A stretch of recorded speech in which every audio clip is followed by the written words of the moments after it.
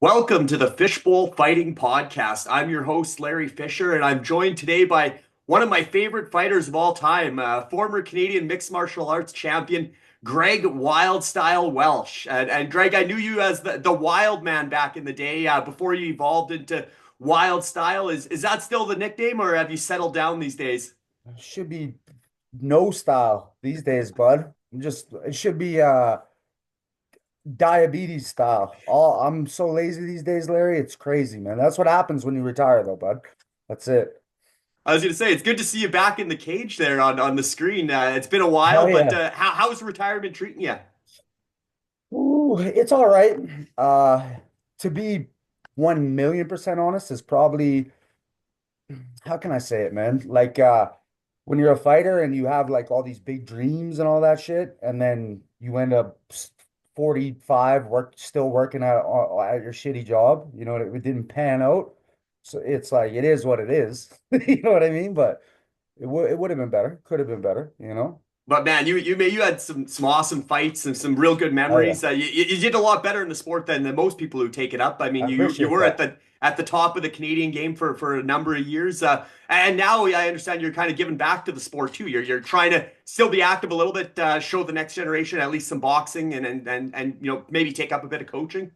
Well, I do one-on-one lessons basically that's my thing. I try not to do like if you're making cash at it and charging what you charge, you'll take whoever comes to do it. But I get excited when it's like a kid who's like, yeah, like maybe they have a background in something and they come over. And I'm not doing I don't grapple anymore. I'm not kicking very much with that ankle injury. So it's all just hands, right? Straight boxing. I'll get some kids and I'm blown away by how good these guys are right off the bat, right? So that shit excites me, man, a lot. Absolutely. And like I said, great to have you on the show for our debut episode. This one's been kind of years in the making. We've talked about doing Oh this yeah. for a long time. Should be a lot of fun. And today we're talking fighting in general, not hockey for a change on my show, but we'll be previewing the big UFC 311 card. First pay-per-view of the year. We'll kind of break it down. Headlined by two title fights in weight classes that you obviously competed at and won belts at. Well, also we'll get into some of our predictions for 2025 because we are just kicking the new year off. But first, I did want to revisit kind of your career because some of my viewers, especially the ones out here in Kelowna, probably maybe aren't as familiar with your background and didn't get a chance to watch you in the good old days. So we can reminisce and relive some of the highlights. But let's start at the beginning, Greg. How did you get into combat sports and eventually into mixed martial arts? Like actually competing, I uh I came from Nova Scotia in like 2002. And the first thing I did when I got here in Lloyd was look for a boxing gym. And at that time there was no boxing gym. So the next best thing was, you remember the old Iron Circle days, right? Yeah, Just a little tiny, like a hole in the wall, but it was like behind a gas station, like a one bedroom, right. basically. And yeah, that I ended up there, and I was like, oh, this is cool, man. And as a kid, I don't know if you've ever seen them. You probably have, like my old like backyard fights from when I was a kid, like when I was 16, fighting in the backyard and stuff like that. So I was Yeah. like, this is cool. I've always wanted to do this. And yeah, that's how it came about. I was looking for a boxing gym and just right place, right time, and that was it. And that was a cool small team, right? Sebastian Yeah. Travis, and then Yeah, obviously hell guys yeah. like Kelly Gervais and Marc Yeah. Beaujolais, It and yeah, was there was real before at the very start, it was Sebastian and Trav for sure. mhm. And then after a little bit, then it was like Kelly, then Mark. I remember the first day I went there, there was like four people there. One was like a little kid, like a chubby little kid, and then one old, like drunk kickboxer guy. And I was like, yo, what is this place? And yeah, it was funny, but they were cool. But they had the contacts too. That was the Right, thing, right? Because they had a relationship with Lee Mean right. from Lethbridge. Lethbridge, yeah. Yeah, because he did a seminar up there, so then they got to know that guy, and then like you probably know, but that's like the longest running promotion, MMA promotion. Rumble in the Yeah, cage in Lethbridge, yeah, hell yeah, yeah, man. yeah. That's where I did my amateur fights at. It was wild. But the funny thing is like after shit, I think it was like maybe maybe 3 months of training, like actual training. It was like, yeah, we can get you on this card. I was like, fuck yeah. It was great, bro. It was cool. Fighting a Yeah, 170 pounder, weighing not even 170. Like wild. Yeah, it yeah, was cool. the early days. Yeah, I actually Yeah. went to college in Lethbridge, '02 to '04. So Lee Main was there and Oh Kilkenny yeah. and all those boys. So yeah, I Yeah, knew I still am in those touch guys. every once in a while with some of them guys like Tim Tamaki. Right. Even the guys that I like fought and lost to were they were good dudes. They're a bunch of good people. And this was like back when you would think that it wasn't that. You know what I mean? Right. People Yeah. with like NHB and you know what I mean? Like old Yeah. school MMA, Yeah. right? Yeah. You're like, these guys are wild. But yeah, those guys were cool as shit. I go to their city, fight one of them, and then go out with these fellas after and like maintain a relationship. It was cool. It was cool because they knew I was about it. You know what I mean? Yeah. Like Yeah. it was like sometimes you get tossed an opponent, which is basically not to shade that organization, but if you are coming from out of town to fight one of those guys, you're Mhm. expected to get your face beaten.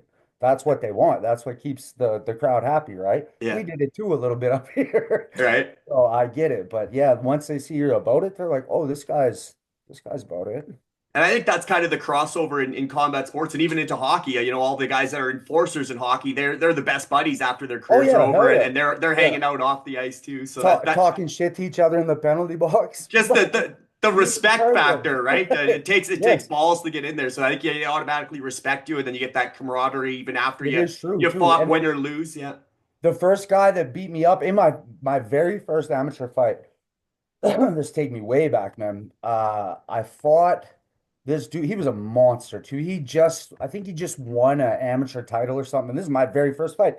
And I'm like, oh, I'm gonna kill this guy, right? I get there. He had to cut weight. We were fighting at 170. I literally weighed in. I've told this story before, but it's vivid. I remember it. I was wearing like long ass jeans. It was that kind of like long, like down to my knee type of jeans, right? A pair of Air Forces and a big hoodie. I weighed in with that. Like didn't even take my shit off, and I was like 163. And that guy stripped down to his underwear and was like 2 pounds over. And I was like, nah, let's run this. Let's go. I'm gonna get this guy. And oh boy, I didn't. Right. That was pretty sad.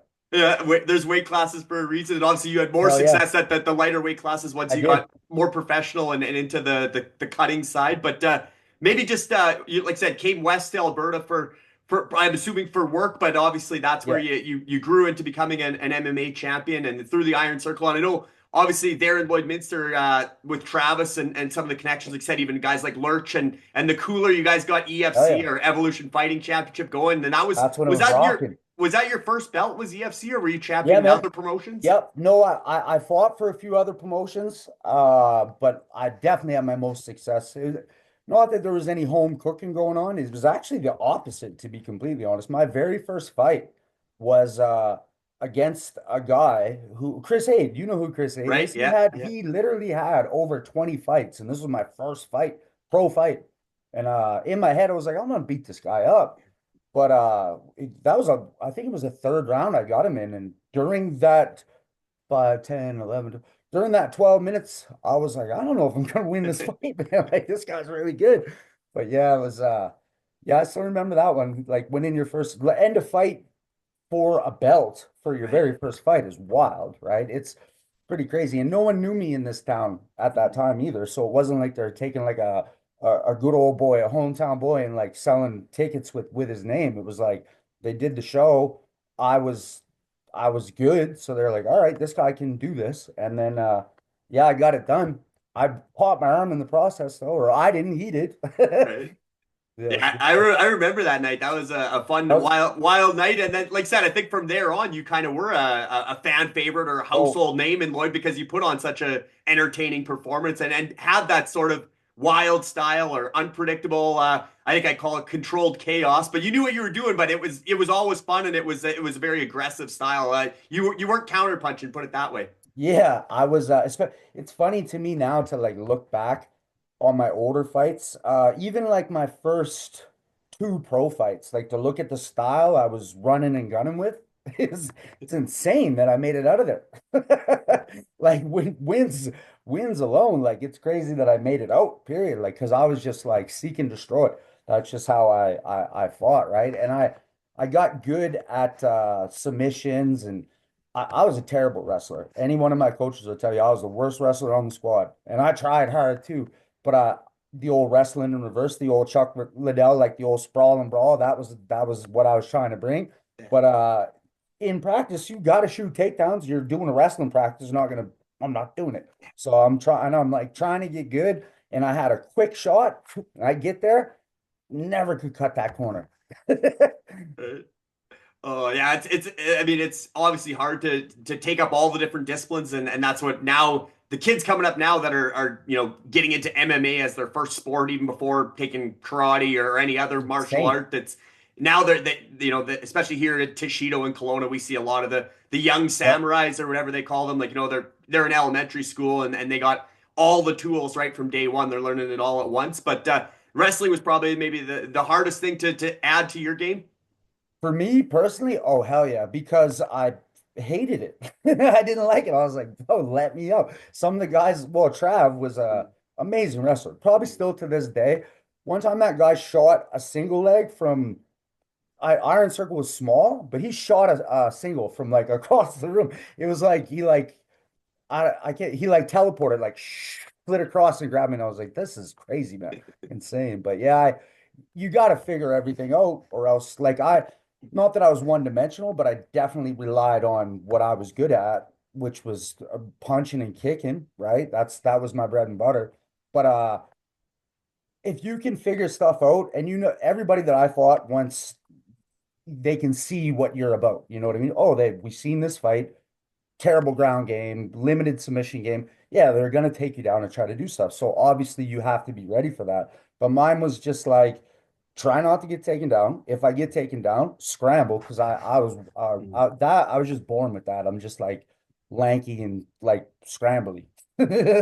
So I figured that out. But yeah, then I started like putting subs on guys, and they were like, "Oh shit, this guy can do that stuff too." So once you have that, with the threat of doing that, it just opens up your game so much. Even today, but everyone today is like you still have the odd specialist, Mhm. right? But even those guys, man, those guys behind the scenes, they are working so hard on the stuff that does not come natural to them, right? You're like an amazing kickboxer knocking everybody out. All right, cool, bring him over. Then he's in wrestling practice and these guys are laying on him.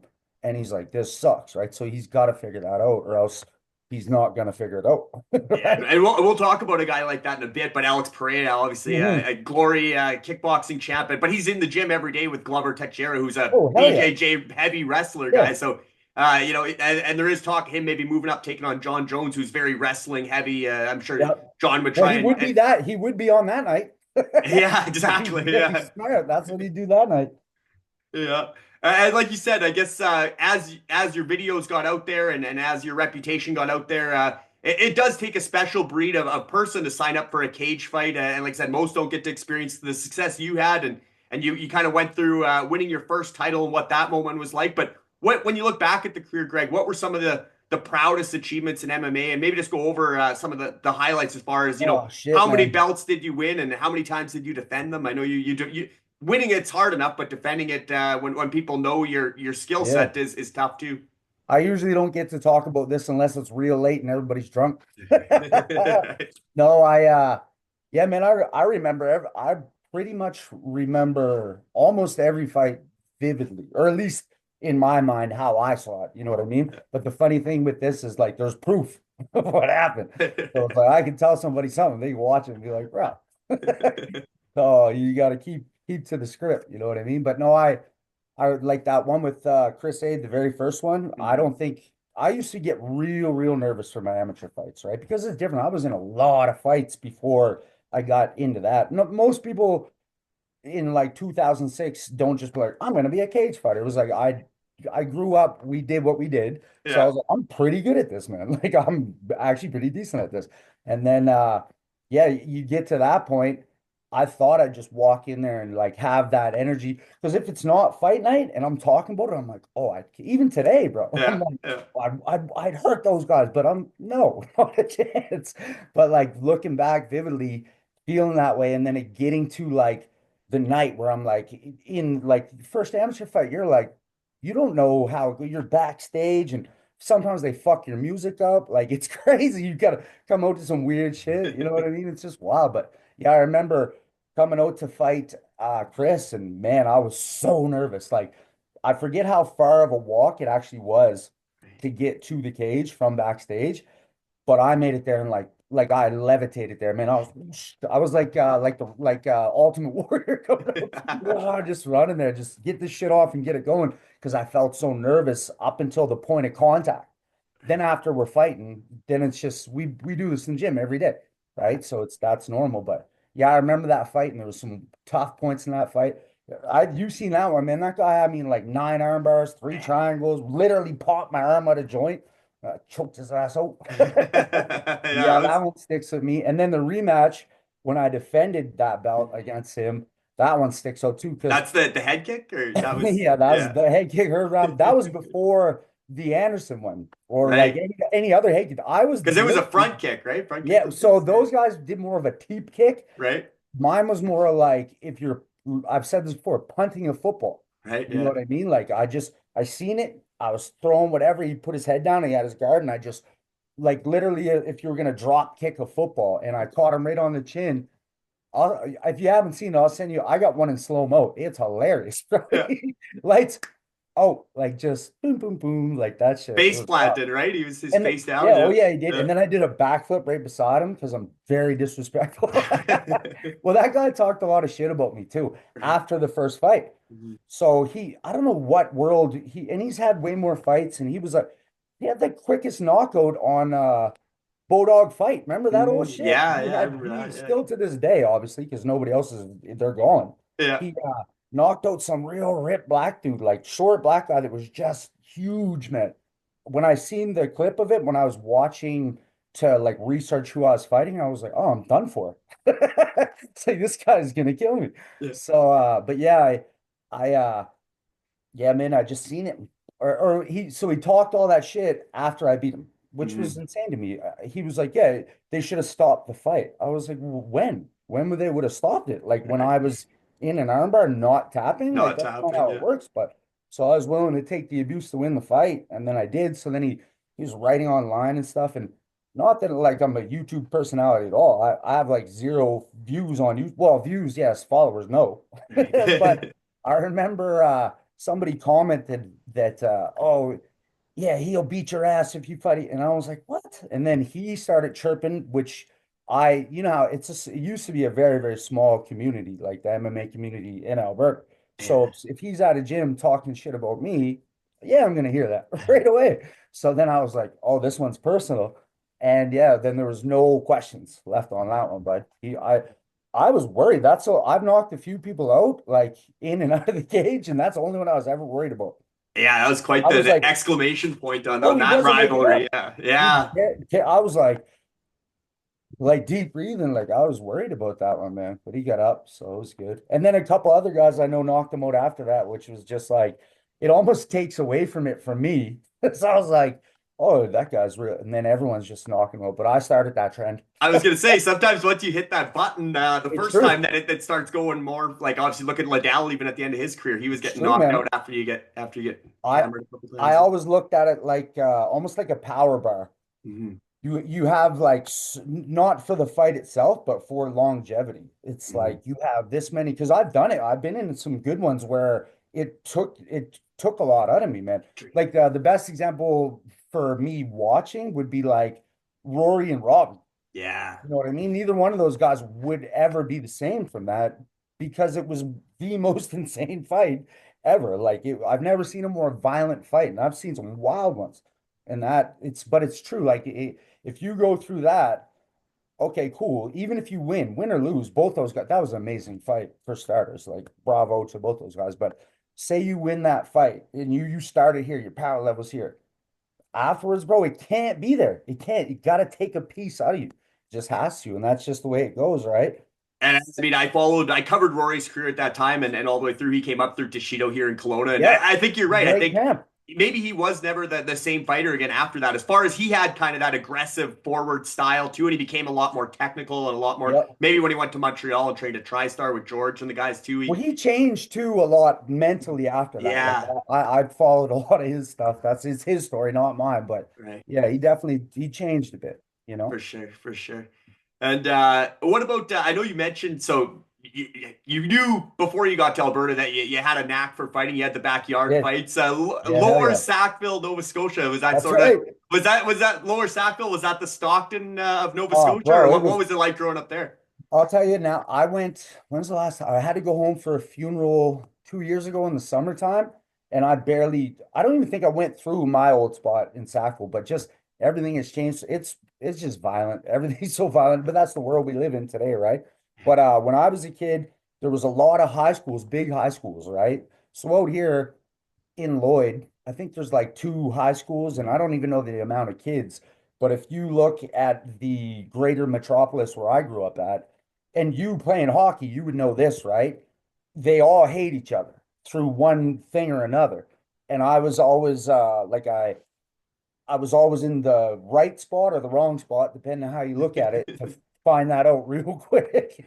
So yeah, it's just yeah, just So back there, Greg, did you do boxing as a kid, or karate, or so taekwondo, it's or funny. any So of those sort of martial arts? when I was a little kid, I did, every when you're a little kid, not every little kid, but most little kids, like I did Taekwondo. And Right. I remember being in there, and it was in Fairview, which is another place in Nova Scotia, which is actually even crazier. I spent a lot of time there too. That place is insane. But there was like I can't remember the guy's name. I think it was like 7 years old. It was just a small little spot underneath another little spot. And when you went down them stairs, if you've ever been into like a gym, it just smelled like a gym. It smelled like a boxing gym. Now that I like it, like Yeah. registers to me now.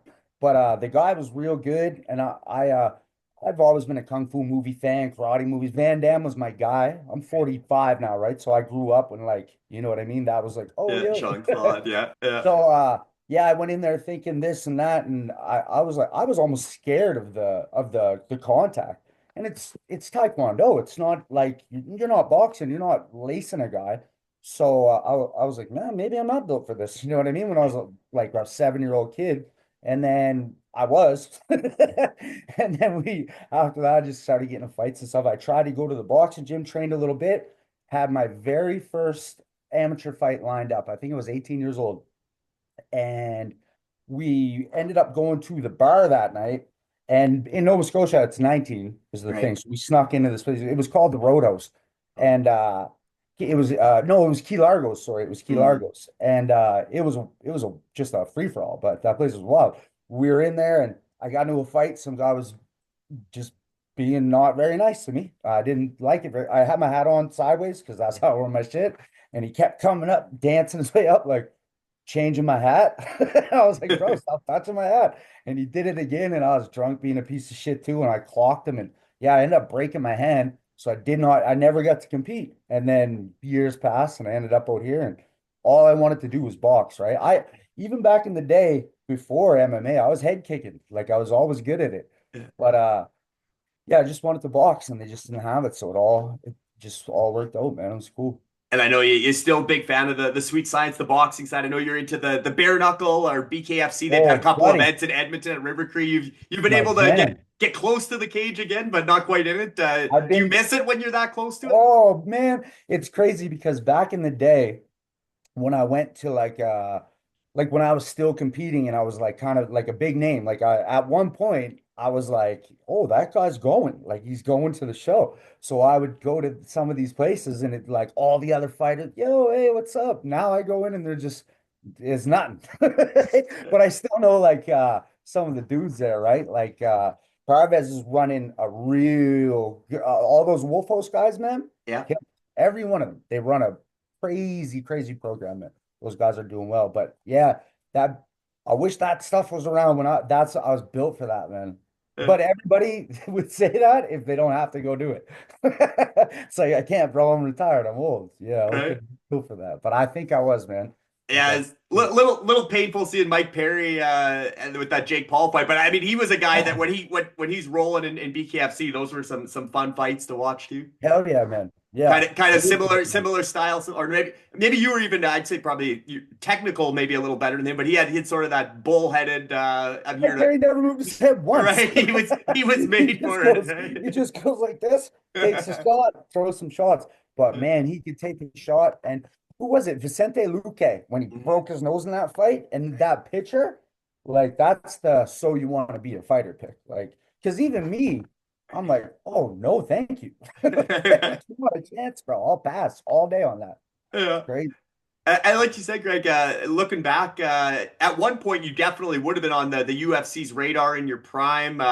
Yeah, it was for a minute. I always said you would have been such a big hit in the Tough House because just the personality. I think you would have had a lot of fun in there. I think you would have fared well. How close do you think you came and to maybe being on a card or being on the show, The Ultimate Fighter?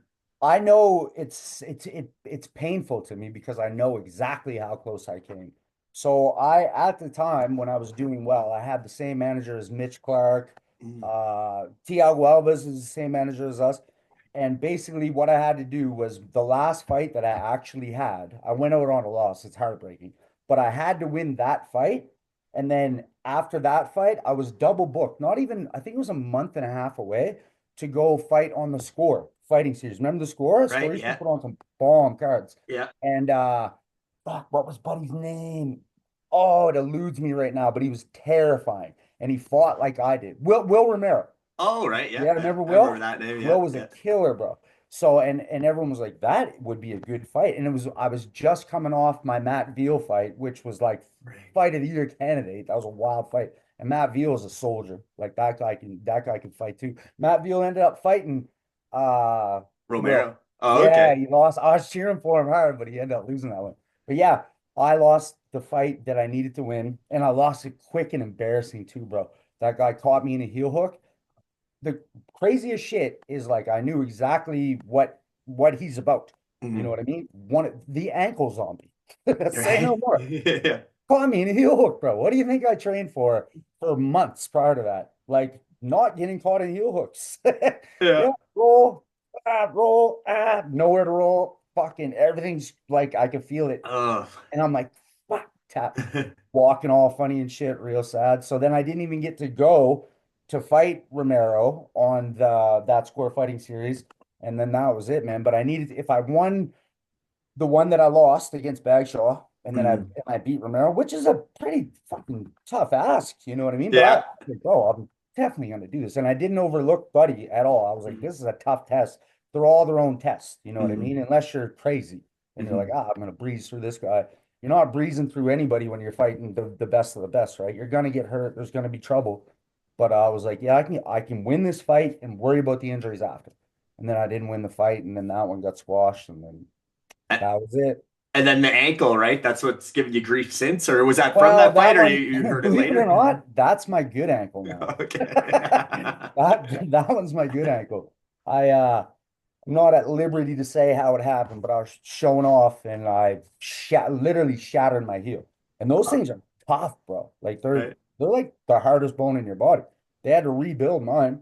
Yeah, I've had 3 surgeries on that ankle since then, and only now am I coming around, like being like, you know what I mean? So yeah.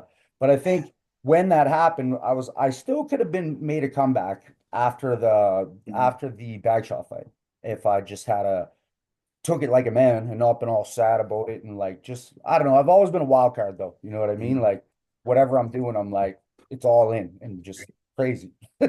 So yeah, I kind of was just living life that way, and I never could think I could be hurt, and then I get hurt, and I was like, oh shit, I was wrong. Look at me. Right. And then I guess always a fan of the fight game too, and like I said, even the Jean-Claude Van Damme movies and the kung fu movies. You've always been a huge fan of combat sports. Who were some of your favorite fighters back in the day? Anybody that you sort of modeled your style after, or tried to emulate, or even some role models that you looked up to, maybe that were already in the big show as you were coming up that you followed closely or studied? I know I kind of made the Stockton reference with the Diaz brothers, but I don't know who are your guys. Robbie, obviously, I know Lawler's roughly our age. Yeah. Robbie is to this day my all-time favorite fighter. Always will be. Always brought it. Always insane, heavy hands, never work like just like, oh, I got hit. All right. Except for when Nick knocked him out. Right. Yeah. That was fucking surprising. Right. But then Nick went to be Nick, right? So it kind of adds up, but he got that one back. That was sad, bro. I didn't like seeing that, man. You know That what I their mean? rematch a few years ago, or Yeah, it yeah, a was couple of just years like, ago. and Yeah. now Nick didn't want to be in there, I don't think, or yeah, well, wanted out. Yeah. you see what's going on with him now and all that. Mhm. And I'm just like, you know, that's I guess that's kind of a blessing is like I didn't make it and then flail, you know what I mean? Like have Right. bad shit happen and not know how to deal with it. I just never made it and didn't know how to deal with that. So that's a win, I guess. But no, Jose Aldo, always Right. one of my favorites, man. Mhm. From his old days when the very first time I seen him fight was Cub Swanson fight. And Oh the lead yeah. up, Cub was chirping, talking, and Aldo knocked him out with a double flying knee. Right. I remember Tap, that. tap. Yeah. And it like cut both his eyes. I was like, this guy's the god. And he was. And I used to like Pettis even before the super Mhm. kick put it over the edge. And The then Benson Henderson fight, right off the cage and yeah, yeah, jumped off yeah. the He ran cage off and that cage and just yeah, laced them. And yeah. I wish it had ended right there because it would have been amazing. But still, solid move. But then after that, watching him deteriorate against like wrestlers and like Mhm. just not looking, no shame on the guy. The guy made it to the highest level and was amazing doing it, right? He's still I was competing. gonna say, is he doing BKFC now, or he's I don't bouncing around know. somewhere, or maybe he's in I that game bred fights or something? Yeah, or I some. know I know he did something recently. I saw him box on one of those weird freak Oh, shows. right, yeah, yeah, Like let Jeremy Stevens fought on, I think maybe the same card. right, That's another guy I used to love watching, man. Just like bringing the havoc. yeah. Yeah, Yeah, what was his nickname? Little Heathen or something? yeah, Yeah, little yeah, Jeremy, little Even Stevens, man. yeah. I That's remember he knocked out I forget who it was, but he ran across the cage with an uppercut. Oh, if you even throw an uppercut from too close, you're gonna get hurt. He ran throwing an uppercut. It was amazing. Yeah, I know you love the guys that had that innovative style or that thought outside the box because that's anybody who watched your fights that was something you never knew what was coming but you knew it was going to be wild style and Yeah, hell yeah. that's what we loved about it and like I said more of a stand-up guy striking was your specialty but like I said you adapted you got into the submission game added that to your arsenal if you Yep. did get taken down you could throw up a triangle or scramble into an arm bar so Back to your you feet. were Hell yeah. a scary guy to fight back in the day I'm sure just because you were quite unpredictable. But what about current guys that are out there now on the way up, or guys that are at the top?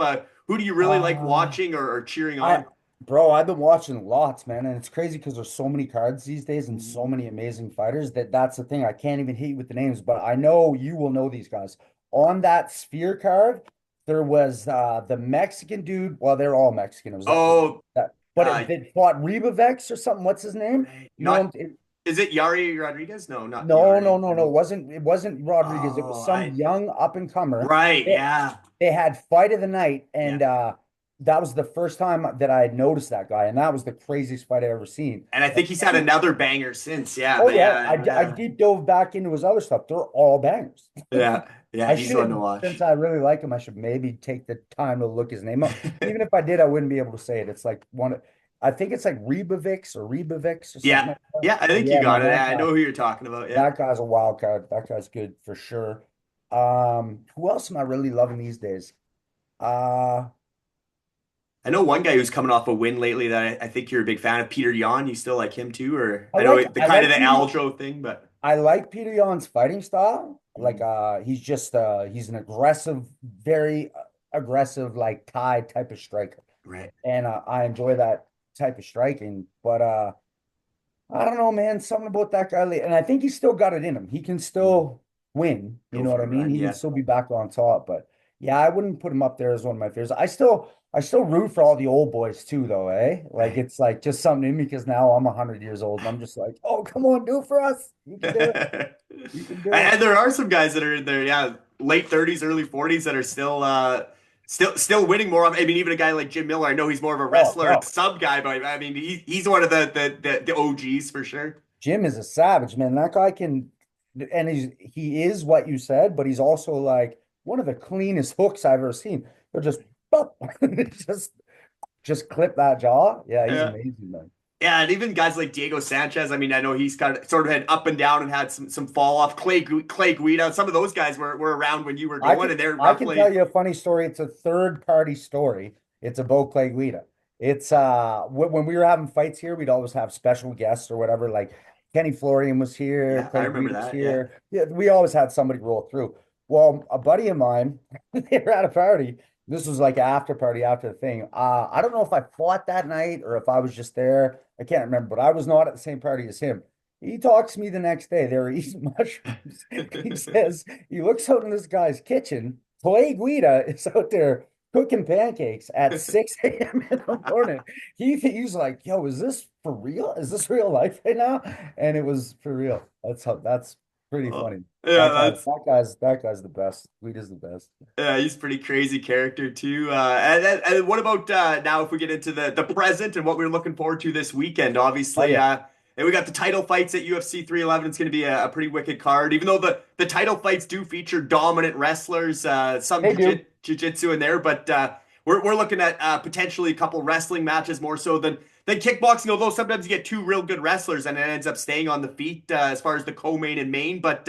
We can talk about those matches as we work our way up the card, but this card actually does look pretty stacked. Again, I think we got some potential for some bangers. What fights are you most looking forward to? I know that one that stands out is the light heavyweight fight between Yuri Prohashta and Jamal Hill. I think that could be a barn burner. Is that one that you got circled? Yeah, I think that'll probably one of the it'd be one of the ones I'm interested in for sure. It's funny, Jamal gets no respect. I feel like he just doesn't, but man, that guy can hit. He's not like super technical by any means, but when he hits you, you know it. And I was kind of rooting for him until that whole that's the thing. I'm so lucky I never had to deal with any of this when I was coming up. Like the whole social media game.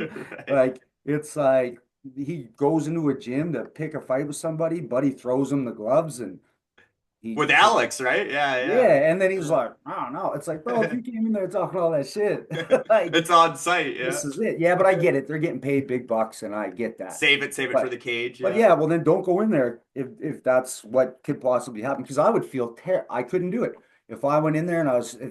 First of all, someone have to convince me to do that because I'm not built like that. I'm not gonna go running my mouth about some shit. We'll just fight this guy in the cage if that's what's gonna happen, or we'll see each other and then whatever happens happens.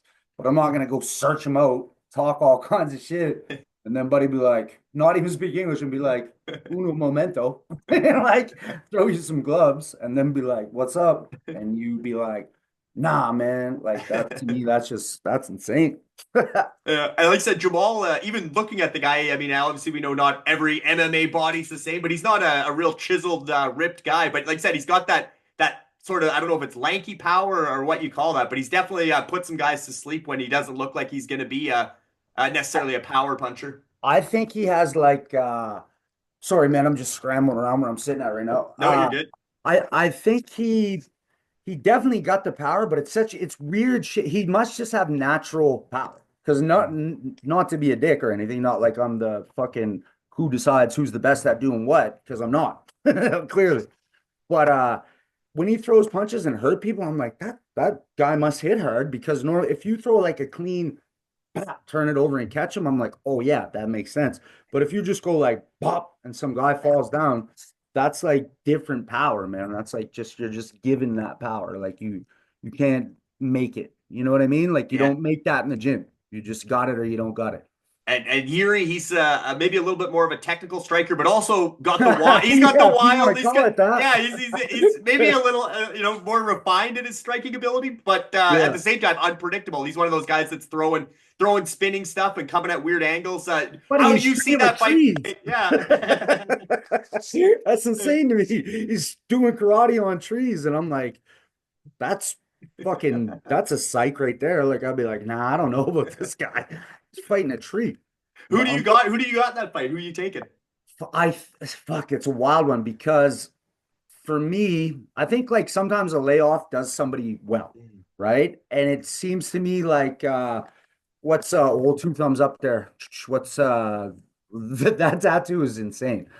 Oh yeah, yeah. The guy that Yuri's fighting, I forgot. Oh, Jamal, yeah. Yeah. He's got a tattoo with two thumbs up, like a frontal Steve-O. Right? But he had that time off, man, and I think it's gonna serve him a little decent. You know what I mean? He fighting through injuries and this and that, which is everybody does it because if you don't fight, you don't get paid. Yeah. So that's the crazy thing about the game, right? Like you could be doing phenomenal training camp, best shit ever. But some of these guys are idiots too. Like, why are you hard sparring on like fucking 2 days left in camp? Like, that's cuckoo to me. But Yeah. anyways, whatever happened to him, and then whatever. But I think he can pull it off. But if I was to have to place a wager on it, I gotta go with Yuri. Yeah, that's I'm leaning Yuri too. I think more talented striker, we'll call him that, I would even if say, he's a man, crazy striker, right? he doesn't move his head either. Yeah, Like that's he true. doesn't. He just literally just gets in a karate stance and throws long. He's long. Like both of these guys got long ass limbs on them, so it's gonna be cool, man. That's gonna be a fun one to watch. Another one that's interesting to me is that Rainier de Ritter. Obviously, he was a former two division champ and one. He's expected to sort of be a middleweight contender. Kevin Holland, obviously, we saw what Hamzat did to him, but he's sort of becoming a bit of a gatekeeper in that division. So Kevin Yeah, Holland, this is actually Rainier's second fight. He did beat Mearshart. He choked out Mearshart in his first fight, but yeah, Gerald Mearshart. But he's got Kevin Holland a little bit maybe of a step up, although Mearshart's got a ton of fights. I think he's got like 50 fights or something. yeah. He's crazy Mearshart. pro record. Yeah. I feel bad for that guy too, right? I mean, it's like it's every time the Mearshart fights, it's like, oh, here's another killer, like a young killer or an established Yeah, we killer. saw it when Hamzat fought Oh, him. buddy, Yeah, that was that was one crazy. of the dirtiest one punch KOs I've ever seen. You could hear it. Was that during COVID? I Because think I it was remember in the empty it was apex. like You could hear all the you could fights. hear Yeah. like a meat slap, bat like that. Yeah. Oh man, that was wild. But I don't know a whole lot about that guy, to be completely honest. And I do know Kevin Holland, and whichever Kevin Holland shows up, Hmm. that's how that fight's gonna go. Because if Kevin Holland shows up, that can just like, well, the last one was shitty. He got his rib hurt, and All right. dude, have you ever broken a rib? It's Yeah. the Yeah. fucking worst thing on the world. It's Like if bad. you Yeah. made me laugh right now and I had a broken, I'd be like, please don't do that. Or if I felt a sneeze coming, I'd be Right. like it's the worst thing ever. So even if one pops out when you're fighting, your whole brain is gone. You're like, yo, I can't move. How do I fight this? Right? Some weird like Navy SEAL guys might get through it. But I don't know, man. Like I've been hurt in fights like that too. Like fucking like even just like a I forget what they called it, but it was almost like the muscle went over my rib or something weird like that. And it felt like I had to like lean over. If I Right. stood up, I was like, oh, and, like It's it put me stretched. back. Yeah, man. So trying to train through that or fight through stuff like that, it's insane. But Kevin Holland's a dog. Mhm. Like that guy he can win. But I don't know. Again, the gambling, the betting, man, the guy that's on the hot streak, the guy that's coming up, I gotta go with him, man. Yeah, I think Rainier de Ritter, they've set it up that the UFC's trying to promote him and get some hype behind him. So I think they want him to beat Holland. Like I said, Holland's Yeah. not an easy out by any No, means. definitely not. Another fight that's in lightweight, which you're very familiar with, but one guy that's kind of been on a bit of a heater lately is Money Moicano, Yeah. Renato Moicano, and I and love that guy. he Funny seems like as hell. yeah, I was gonna say he's always money on the mic if he gets the win, but he'll be looking to cash another bonus against a really durable guy that has some good wrestling, but pretty well rounded. Benil Dariush. And that That's a should be tough one. yeah, that should be a pretty good fight. I think this is a big test for Moicano as far as if he wins this fight. I think he's into that top three, and most of those guys at Yep. the top of lightweight have fought each other, so maybe he's getting closer to a title shot just as a new challenger. Oh, But hell yeah. what do you think of that fight? Who do you got there? How do you see that playing out? I love Moicano and I love dude, that guy's a dog too. Like he will be getting his ass beat. And then you're like, oh, he's done for. And then next thing you know, he's like choking some guy out, and you're like, what the fuck is happening here? Like he's that guy. And on the mic, like on his podcast or whatever, Right, yeah. hilarious. Like somebody actually should sit him down before he gets himself in trouble. He just says whatever he wants. And I love it. It's funny, free speech, but it's Yeah. like it could be you could think of it the wrong way if you were looking for it, right? You know what I mean? Take a soundbite, all of Yeah. a sudden that guy's canceled. Well, I guess probably not. If they let Strickland do Strickland, they can't say nothing to him. But I like him a lot, but I think Dariush is a he's a grappling machine, Mhm. and he can hit. It's funny too. Like I forget what fight it was. He was getting lit up. It was shit. It was a black dude, lighter black dude, tattoos. He was doing very well, putting it on Dariush, and all of a sudden he just was like, it was like he just decided like, nah, I'm not losing like this, and he just started swinging, boom, bop, boom, and that was it. Like so he can strike. He's not afraid to get hit. And what was his last outcome? Feel like he's Yeah, coming off a tough one or something like that. yeah, I think it might even have been. I know you had a I loss think in it was Canada, yeah, not long ago. not the Croatian guy. Shit. He's What do we got? Gamrot. I think it was Gamrot. Oh, right, yeah, Was Mateusz that it when Gamrot. he Yeah, lost I to think, Gamrot? yeah, that sounds right. Yeah. Yeah, that's the last time I seen a fight, but that's a tough fight too. Gamrot's a Mhm. stud. Yeah, So, they were both sort of in that content, like cracking the oh top yeah. five, who's going to be next up kind of Yeah, thing. that was So like a yeah, get to the party fight. Like if you win yeah. this, we can't deny you, even though they were trying to deny Dariush anyways, because Right. that's the thing. Not that I, He's not the same on the mic. He's not a brash personality that can and I mean that's sell fine. cards. Yeah. That's fine. I just mean fighting style alone. I'm Hmm. not a wrestler and I'm not a grappler. I mean, I did it. It was part of what I did, but I did it enough to know, buddy, it takes a lot of effort and like talent to do the shit that these Hmm. guys do. Yeah. Just because it's not like, oh, we knocked this guy out. Yeah, it's different. So when you see two elite grapplers scrambling, entertaining as hell. What I dislike, what I have a problem with is like they'll even say it on the show, like on Tough or something. It's like, hey man, if you fight like you just did, we're not, even if you win, you can win every fight. We don't want you here. You shoot a takedown, kill the round, win by you dominate the guy, but he gets up and he's like, what the fuck?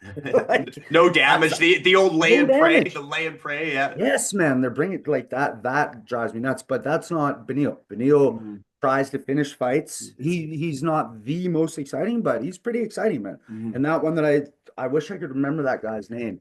But that was a crazy fight, man. Like he took a lot of shots. It was an entertaining fight, and then he just walked forward, chin right up in the air, and just said, "Nope, tougher than you today, bud." Boom, Right. boom. Turned it into a dog fight. Yeah, Yeah, that's it was awesome. wild. Yeah. Great. And yeah, and obviously, like I said, Moicano, I think that the sub game there, he's got that side probably an edge. So I like Moicano in that fight, but I think that's going to be a good fight because, like I said, Dariush has the ability to dig deep, and we know So Moicano is a gamer that'll we are go differing on down to this his one then. last breath. This is the one that we differ on then. Hey, like if gun to head, if I had Right? to, I'd take Benil on this one. I would. And you go Moicano? I feel Moicano's got the momentum Yeah. on the way up, but you're right. I think Dariush has had the tougher fights to date. He's been in there with a lot of the top guys in the division, Yeah. so it's a big test for Moicano. Yeah. Yeah, it's a good scrap. Right on. And then what do we got next up? Oh, I guess let's go straight into the co-main. We got Marab. That last name's always fun. Delavishvili. I think we could just go with Marab. Everybody knows he's Yeah, Marab. Marab works. Yeah, but he gets Umar. He gets Khabib's cousin Nurmagomedov. Yep. We know the Nurmagomedov family. That's a bantamweight title fight, 135 pounds. Umar's undefeated contender, 18-0, 6-0 in the UFC. Marab, I think, even if he gets taken down, I think his scrambling ability, he's such a compact package. I think this is going to be a wrestle and scramble match, or do you think Marab Scramble has the fest. ability to keep it standing, or do you think Umar has the submission game to hold him down and kind of Khabib him, if you will? In my opinion, the smartest thing for Marab to do would be to get a hold of him, but not end up on the ground in submission unless you end up there and you control him and just drop some serious ground, which he can do. He's a cardio machine. Like that guy does not get tired at all. It's insane, actually. It's crazy.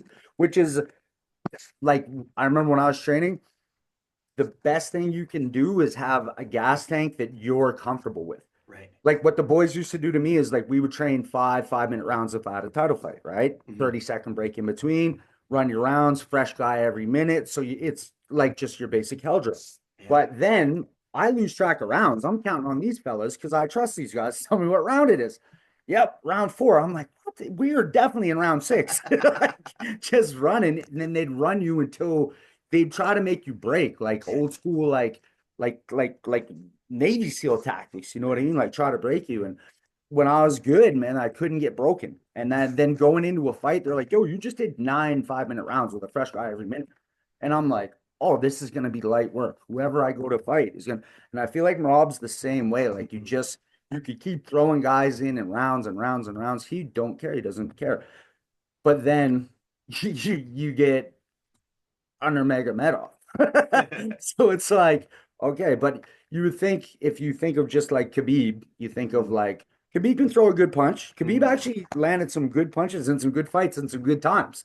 Yeah. But when you think of Khabib, you think of good stud wrestling, not giving up on takedowns, taking guys down and not controlling them, beating their ass, Mhm. right? But with this kid, it's like, man, he's got good kicks. His stand up is good. His ground game is good. I think maybe Marab has the wrestling and definitely has the cardio. And I'm not saying Buddy's cardio shit. I'm just saying nobody got better cardio than Marab. So, but I know what they want to happen, right? I know what they're pushing for. They want Umar to have that. That's the general consensus. Yeah, have both I don't know, Marab's got it. He's got a say in it too, right? And I think Mhm. if someone was coming to take my shit and I was like the underdog when I'm the champ, I'm like, that's disrespectful. Like it'll fire him up. So, but if I get a bet, I'm going Umar. Yeah, I was gonna say that gas tank's an underrated tool It's or an crazy. important tool, and obviously he's from the Longo Sarah Matt Sarah's gym with Yep. Aljo Sterling, and those I guys love are their coaching. yeah I great. love hearing them. Yeah, I know. Yeah, Yeah. the quarter. Yeah, so Punch a yeah, I hole think in his chest. yeah, That's Ray gangster. Longo is That's good. gangster. Yeah, and then Sarah. Yeah, yeah, that fight's tough for me because I think you're right. I mean, one thing with Khabib, I think he was just even like for the weight class, or obviously he fought at 155, not 135, but he was just so strong, physically strong. Like when he Yeah, got man. guys down, everybody said you didn't realize how strong he was until he was on top of you. Yeah, And then, big guys wrestled him in like just yeah, training, and they're like, "Yo, that's weird. yeah, This is weird. What just happened here?" from I'm like, wrestling all those bears in Dagestan yeah, growing dude, up. that's it. So it's just insane to see that. Like him in like, let's be fair, that windbreaker was amazing. He's wrestling that bear in that tracksuit. That's what those guys do, though. I actually heard a thing today. Khabib was talking about.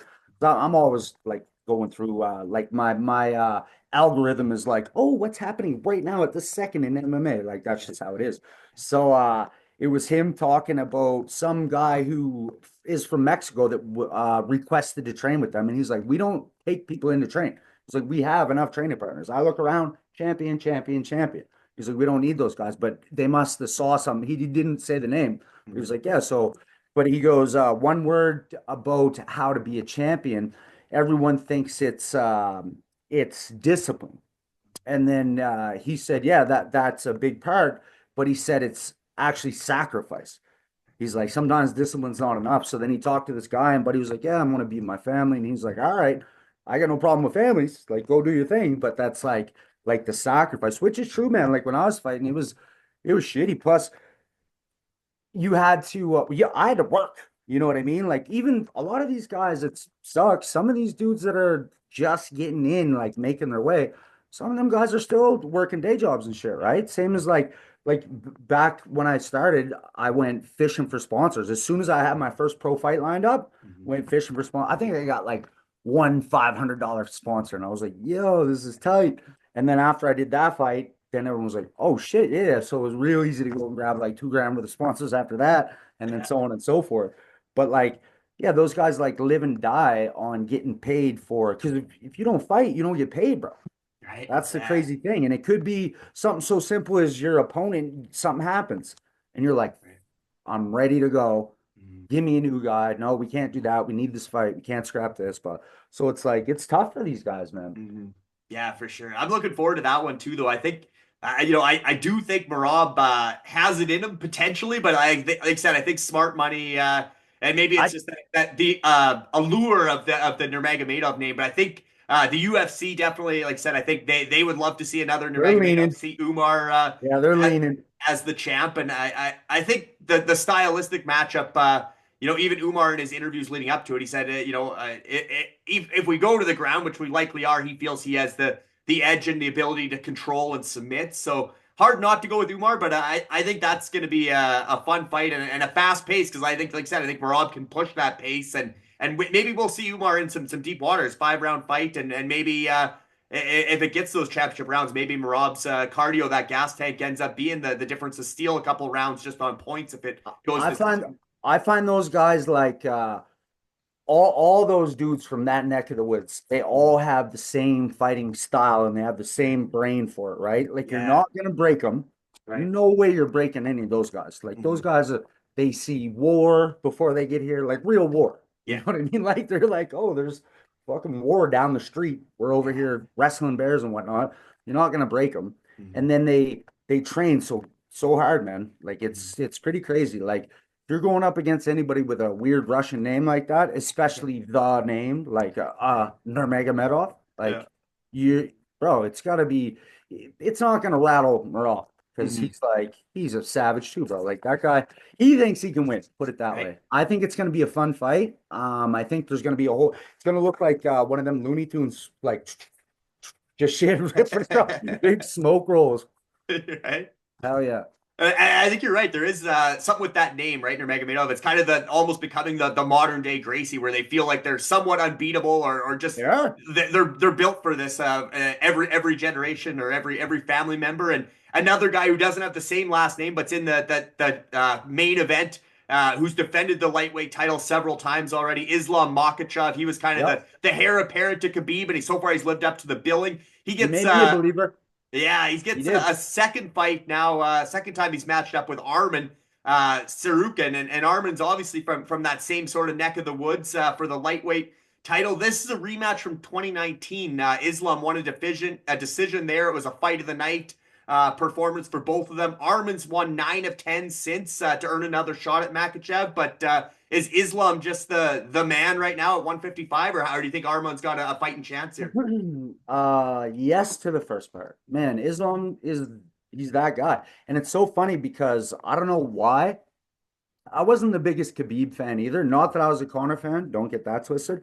I just was like, he did what he was supposed to do with the guys in front of him. But then he fought all my favorite guys. Like Poirier. Poirier is like when what was that documentary about Poirier?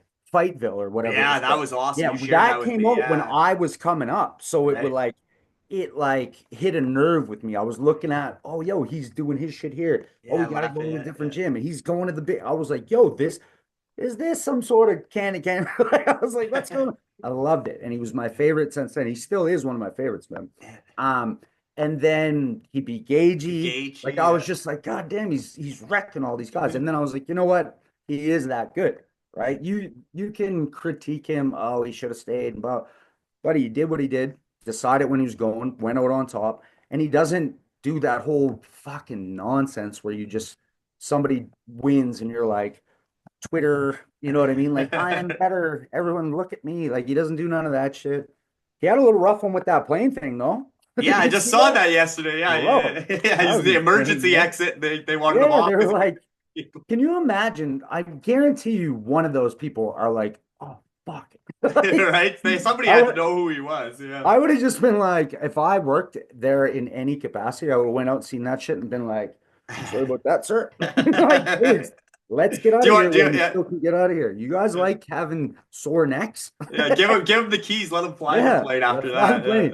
plane. Let's Yeah. fly us home. But yeah, no, Islam's a when Islam knocked out Volk, man. Oh, that one Mhm. hurt. It hurt for me Yeah. because The the first first fight fight, was I so thought close. Volk could have got the Well, it was decision there. Yeah, it was close. Yeah. who did you think won that fight? I thought I wanted Volk to win it, Yeah. and I thought it was super close. And Hmm. I'm definitely more of a Volk fan than an Islam fan, Yeah. but I I was like, yeah, he edged it, man. He got it. It was just because Volk Yeah. came on. It was in his hometown. You Right. know what I mean? He was giving her. So it was like the last thing you see. But if you go in the 10-point must, the scoring Right. system, Yeah. you kind of got to lean that way. And then Isn't it was bad that he just decided he wanted to come back so fast. You know what I mean? right. But that's it though. These guys, it's a tough sport, man. I cried in the shower, bro. When I Right. lost my Right. belt, yo, I was like, yo, I'm good. Yeah, get in the shower. I'm just like, no, like literally like sad. And this is for some bullshit around here. Not like Right. Right. like it's like somebody is better and took my stuff. And my mom saw it. Literally, Yeah. though, I know. Oh, And bro, it's bad. Volk's such a crazy story too, because I mean, he was fighting at what, light heavyweight at one point or something. He's a And he's a rugby player, monster. yeah. Now, Yeah. so you can imagine how strong he is for his body weight Can you to roll. imagine running in him back then when he was playing rugby and that short and as wide as he was, and Yeah. like having the insane idea to talk shit to that guy? Like I'd pay money if you could go back in time. It's like, oh, I'd go fix this thing or I'd stop this. It's like I would go back and try to see one of those things. All right. Yeah, See no some doubt. guy talk shit to Big Volk back in the Yeah. rugby days. Oh, can't imagine. Yeah, the New Zealand rugby boys don't mess around. That's Not even, man, doing the Hawkeye. right. But I think, man, I honestly don't know how that one's gonna go. I really like Armin. Like he's good. He's entertaining. It will be wrestling heavy. This one Yeah. will be, because they're both gonna, like you said though, sometimes you get two really good wrestlers, and then all of a sudden oh shit, we got ourselves a slugfest, you Right. know? So that would be cool, but I can't see that. One of these guys will get the upper hand in the wrestling, and then I feel like that's where it'll transpire. And I don't see Islam head kicking him. Right. Like Right. I don't see that happening, man. And yeah, it's hard to envision Islam losing. If it comes down to a wrestling match, it's hard to see him losing it. Like I said, I kind of he's won me over too. I mean, how can you deny the guy? Like you said, Poirier probably the best boxer in the division, and My favorite. we've seen him piece up Connor a couple times, and then. Oh, And obviously Gaethje, the highlight. That's the guy that you gotta love because he's doing backflips off the cage hell and yeah. everything else too.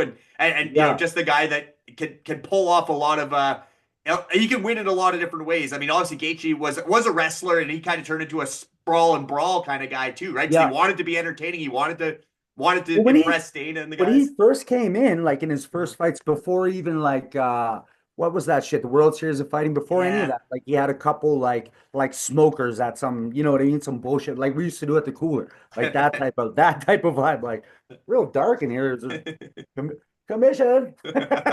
So he had some of those, but yeah, he just went out like I just know how to wrestle. And he threw like haymakers because I mean anybody could throw a haymaker. And then he grabbed dudes and slammed them on their head and he won those fights. But then to see him down the road where like, yo, you are like probably the best wrestler in this whole everybody on this fight card, and yet you will not even fuck he didn't even feign a takedown. Those leg kicks that he used to do, Hmm. like he can still do them, but it's like it was different. Like this is showing my age. When I fought, I I've thrown calf kicks, but I didn't know they were calf kicks. You know what I mean? Everybody was throwing that two-step and chop down and hit that sciatic nerve above the knee. That's what Right. everybody was throwing, Yeah. right? And Gagey was the best at it, man. Like he literally just wrecked guys' legs. He's fought some crazy dudes too, like crazy, crazy competent. What's dude that's in bare knuckle? The guy that looks like Troy Polomino. You know what I Oh mean? yeah, yeah, yeah. You know I what know I'm what you're talking talking. about? Yeah, He's yeah, yeah. insane. They had two fights, both of Right. them crazy, and then Yeah. that guy is one of the funnest guys to watch in that BKB shit. Right. BKFC Yeah. is by far the best promotion in my opinion for like bare knuckle. I used to like the one that was across the pond. Right. It was the first one that I seen. And then Hmm. these guys started doing it and they're hiring all kinds of old UFC guys, which I get it. You know what I Yeah. mean? Makes sense. I'll pay to see that. But the level of competition, I'm not sure. I can't say that because I don't know how great these guys were. But just like the novelty of the UFC guys Hmm. bare knuckle fighting, I'm like, oh hell yeah. But then I see these guys, I'm like, oh, these guys actually like it's in the UK. They're Yeah. all like fucking gypsies and you know what I Right, mean? yeah, yeah. They do These the guys the settle Billy this. Gunn or whatever, the bare knuckle, like the real Yeah. hardcore underground bare knuckle gypsy Yes, man. style They settle guys. disputes about like fucking paving. Right? Yeah, Literally, yeah. yeah. Yeah, it's crazy, but yeah, it's wild. Yeah. And I guess I'm just looking at the rest of the card here. And again, I think Islam is the man right now. I I believe don't know so. who's gonna knock him off, but we'll talk about another guy who's on the smaller side, might be coming up to 155, who I'm sure you're a big fan of as well in a bit here. But this is quite the card for personalities. I mean, we talked about some of the guys already, like Money Moicano, but Yeah. we've got a pole dancer and a twerker on the prelims. That Aylin Perez, that Oh, that's girl. wild. Yeah, she's infamous for her twerking celebrations. Even when she misses weight, she still throws it back. And Yeah, then Peyton Talbot is the guy that he seems like kind of an interesting personality, but he's dabbled. I mean, there's silly pole dancing videos.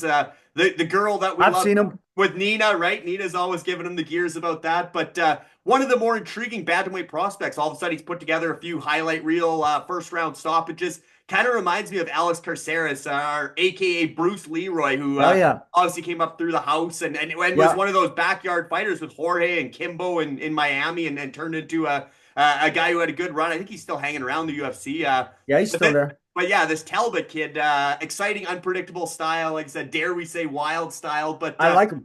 yeah, he'll have his hands full though, because I think that Rayoni Barcelos, the Brazilian, is a gamer too. So I think that could be another fight of the night candidate if you're looking for a sleeper fight on the undercard. I don't know too much about the Brazilian that he's fighting, but I've watched Peyton fight a few times. And then I seen his interviews and I was like, this guy is weird as shit. Like, he's just crazy. Dude, right? But then I was like, fuck it, I like it. Because he's like, you're not portraying to be that. If anything, you'd be hiding. Like, you know what I mean? Like, Right. I don't want people to think I'm a weirdo. He's like, fuck it, I'm just gonna be me. They asked him about that circle on him. He's like, it's about my dark, like just some weird, like crazy shit. And they're like, all right, cool. Keep it moving. But yeah, like, I don't know, man. I like the guy. The guy can fight. I saw him do, but he had a single and he just said, fuck it, backflipped out of a single leg. Yeah, yeah. That's That was wild. wild. I remember that. Do Yeah. you remember the one with in that Matt Veal fight? I gotta interject every once in a while and be like, I fought once. Yeah. Matt Veal, great wrestler, had a fucking tight single. And I just was like, oh, okay. And I remember I saw Uriah Faber do it. And I was like, I'm gonna jump and knee this guy right in the fucking face. So he's holding on the single. I went, boom, hit him with the knee. He just let me go, boom, head kick. Yeah, dude, that shit was That was a fun. that was probably one of my best highlights. I was like, yo, it landed it. No, man, that's crazy. I remember that. Yeah, that's an awesome one. What about if we look at the rest of the year to come? I mean, we've kind of broke down this card, and like I said, I think that Talbot is one to watch on the way up, and He's and violent kind of too, bro. He's violent, and yet when you see his interviews, like you said, he's Wrong. yeah, He's a weirdo. He's a serial killer. He's right? like, don't leave. Not sorry, Peyton Talbot, if you ever see it, but like, I wouldn't leave my fucking cat laying around. Like, here, buddy, let's go. Yeah. Just And leave him some space. some of these personalities you got in the UFC now. Obviously, you mentioned Sean Strickland already, Bryce Mitchell, some of the guys. Dana's Bryce is insane. the free speech is flowing, and I think it's only going to become more so with Donald Trump back in office. And Well, it's nice they let these that's cool guys to talk. see him. Yeah, exactly. Let them be themselves. Yeah. Yeah, I appreciate them doing that. Yeah, and when we look at the champions, it's kind of a rundown of 2025 and where we see the landscape going in the next 12 months. Obviously, John Jones is the man, the GOAT, as Dana calls him, greatest of all time. Would Now, you say he's yours? Would you say he's your GOAT? hard not to. I mean, and now he's officially undefeated with the 12-6 elbow strikes being Yeah. allowed. So did they? They did overturned actually- that. Yeah, Did they overturned really? it to a Wow, win, I that's believe. crazy. Yeah. Now that's not fair to my boy Matt Hamill. Yeah. That was a good win on his record. Yeah. That's crazy, man. But No, I believe they overturned it anyway. But yeah, for Yeah. me, I mean, it's hard just because he's one of the biggest guys too, right? I think size factors into the greatest of all time. I mean, obviously, huge GSP fan. Loved Anderson in his prime. Loved some of the guys the early pioneers. But I think as Dana says, you put two guys in a room, who's coming out? It's hard to tell me who's coming out with John Jones. I figured laying Jones on the can ground wreck back there. Shaw. I figured Jones, like watching him come back, and it was funny because everyone was like, "Oh, there wasn't a whole lot of videos, or you couldn't see what he looked like when he was coming back for heavyweight." And then they started coming out, and I was like, "Oh, damn!" Like that's not what I thought. I thought he was gonna be like chiseled, and because he's a long guy. I thought put on some of that long muscle, you know what I mean? But he just came out thick in the belly and just ran right through Cyril Gahn. Right. Who Gahn is a wild boy. And then like I get it. Stipe's best days are definitely behind him, but he's still Stipe, and he looked in good shape. I was worried about that fight going into it because I seen a couple things where Stipe was walking, and I was like, "Oh shit!" Like he looks like Joe Biden. Like walking, legs were fucked. So I was like, "That's not cool." But then he looked good in the lead up. He looked decent when he was moving around there. But John, Bro, when you're a That spinning heavyweight, body kick was buddy, that was one of brutal. my Yeah. favorite shots back in the day. I used to drop giants in our gym with that. To the liver, to the Yeah, hell yeah. I'd yeah. throw a jab, but I'd throw it to the more of their left side of their face. So they naturally would move Yeah. to my left. And immediately I'd just throw that spinning back kick off and I hit them. And some dudes are like, yo, know how to do that. Like big guys, right? Right? Starting Yeah. heavyweights, Yeah. dropping heavyweights with back kicks. They're like, yo, that's bullshit. Like, just chill, bro. Please don't be mad when you get up. All right, and to be able to do that target practice, right?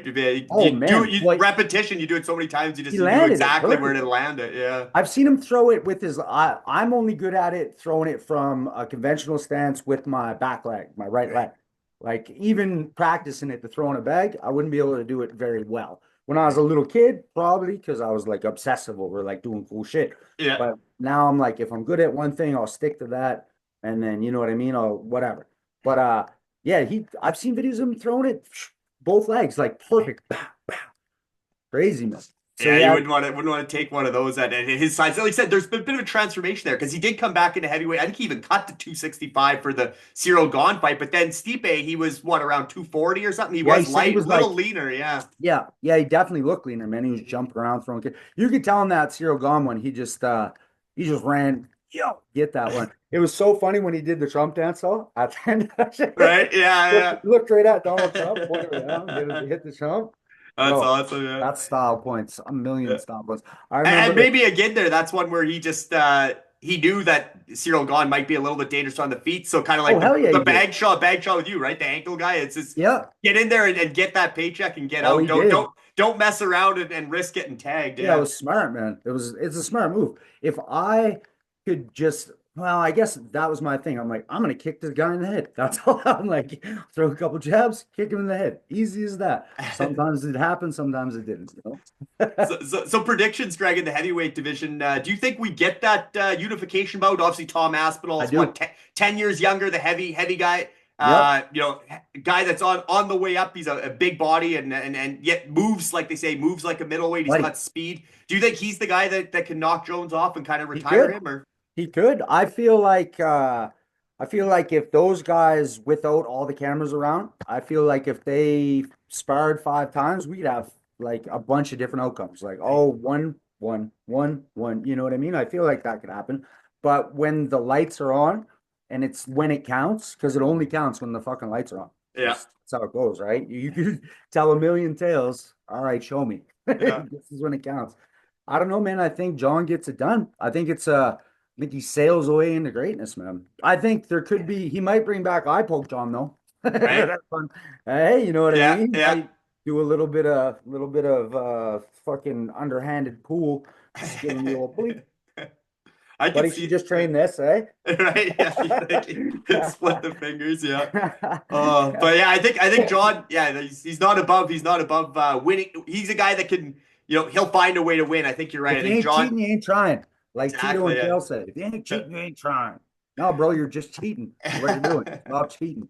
I remember one time these boys were telling me the refs, I got called. You've seen some of my fights. I was called on some questionable shit. Like not questionable that I did, but questionable that I was called on it.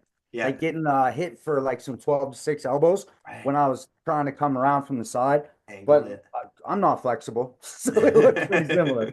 So I get it. But yeah, like I remember the one ref that I had him. Vern Gorman was his name. Super good ref. He's still probably reffing this day. I think so. Yeah, I recognize that name. Yeah. And he was like, you know why we're hard on you? I was like, why? You guys clearly don't like that I'm awesome and I do backflips and shit. Just kidding. No, he's like, you're probably gonna get to the show. So we're gonna call shit. You know what I mean? Like help you prepare for that, like, so you know what's coming. Yeah. Yeah. And when they told me that shit, I was like, oh, okay. Thanks a lot for penalizing me for that. Yeah. What about a guy like Jailton Almeida? I know he had a setback recently. He was sort of the next big Brazilian guy coming up. I think he actually lost on that card in Edmonton. But he's a guy that is sort of knocking on the door of the top 10. Maybe they thought if he hadn't lost his last fight, he'd be one of the guys to take a run at heavyweight. Or do you think this is so? I mean, Jailton we can talk about because he is on the card and could be a guy to watch. But back on the big picture, like I said, Jones Aspinall or Jones Pereira, who would you rather? Would you rather see him fight Poten or know who you want? you know who I want to see him And fight. Jones wants to fight Pereira, right? I mean, I Yeah. think they I both mean, it want makes it. sense So for him. super fight, Like, yeah. yeah, it makes sense for him. It makes sense for a guy to put weight on to come fight him. Like if Right. you're thinking about an advantage and you pitch this to me, you're like, Greg, all right.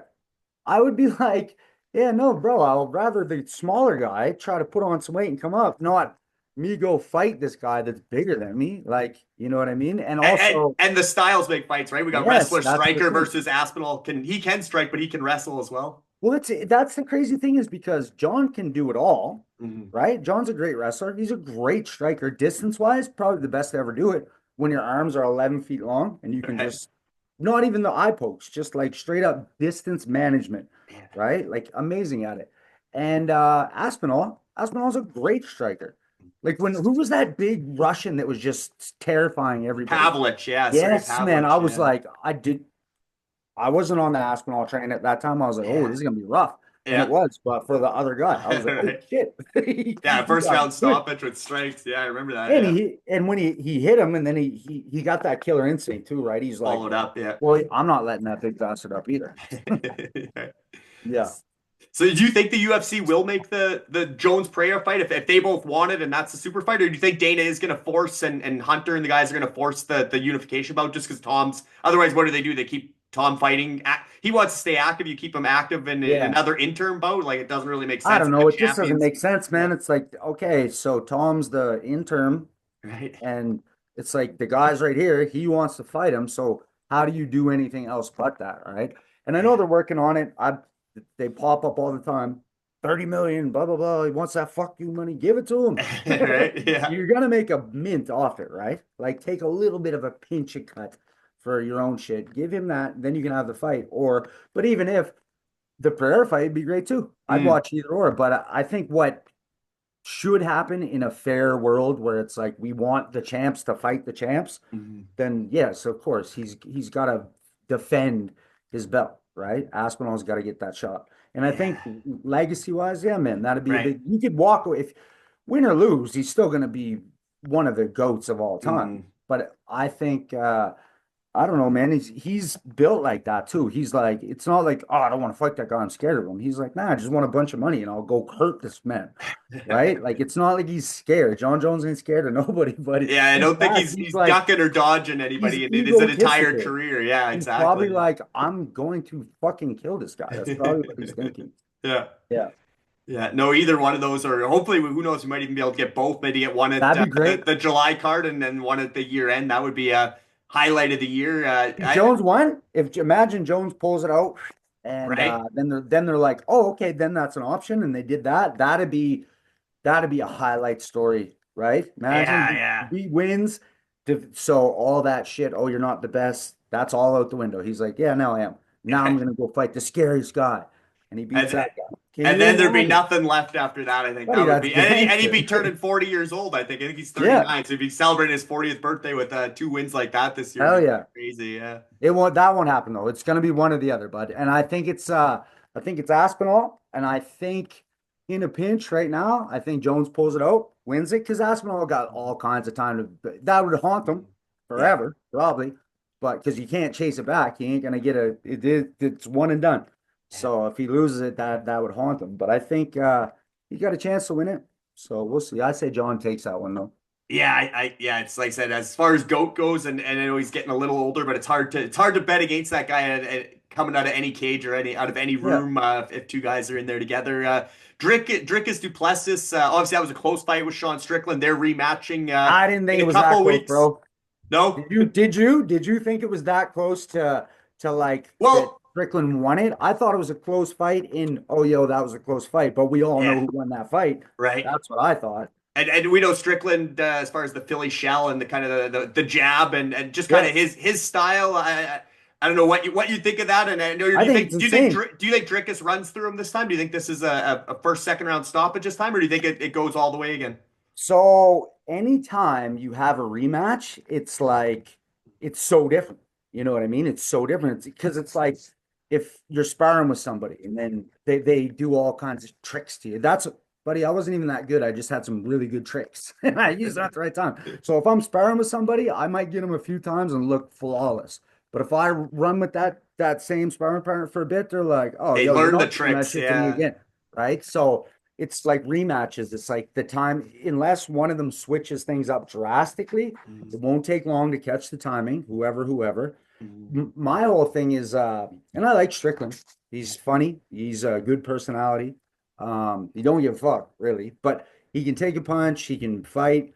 My whole thing is like, he goes for it when he goes for it. It's like the whole fight isn't like him going that him and Izzy fight, mind blowing. I did not Mhm. see that shit. I was like, oh, good for him. Yeah, that was But wild.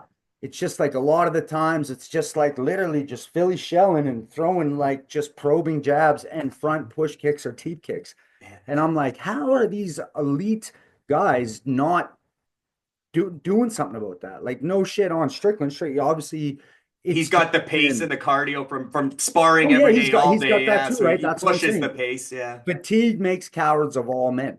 You know what Right. I mean? Like that's I lived and died by that. Like Yeah, if you even the get Diaz tired, brothers, right? If they keep coming forward, yeah, man, punches and it's bunches, hurting. it's not. Yeah, it's Yeah, tiring. you Yeah. could throw a bunch of shit at a dude and he's like, all right, cool. And you're like, because you know when you're getting tired, and you're like, fuck.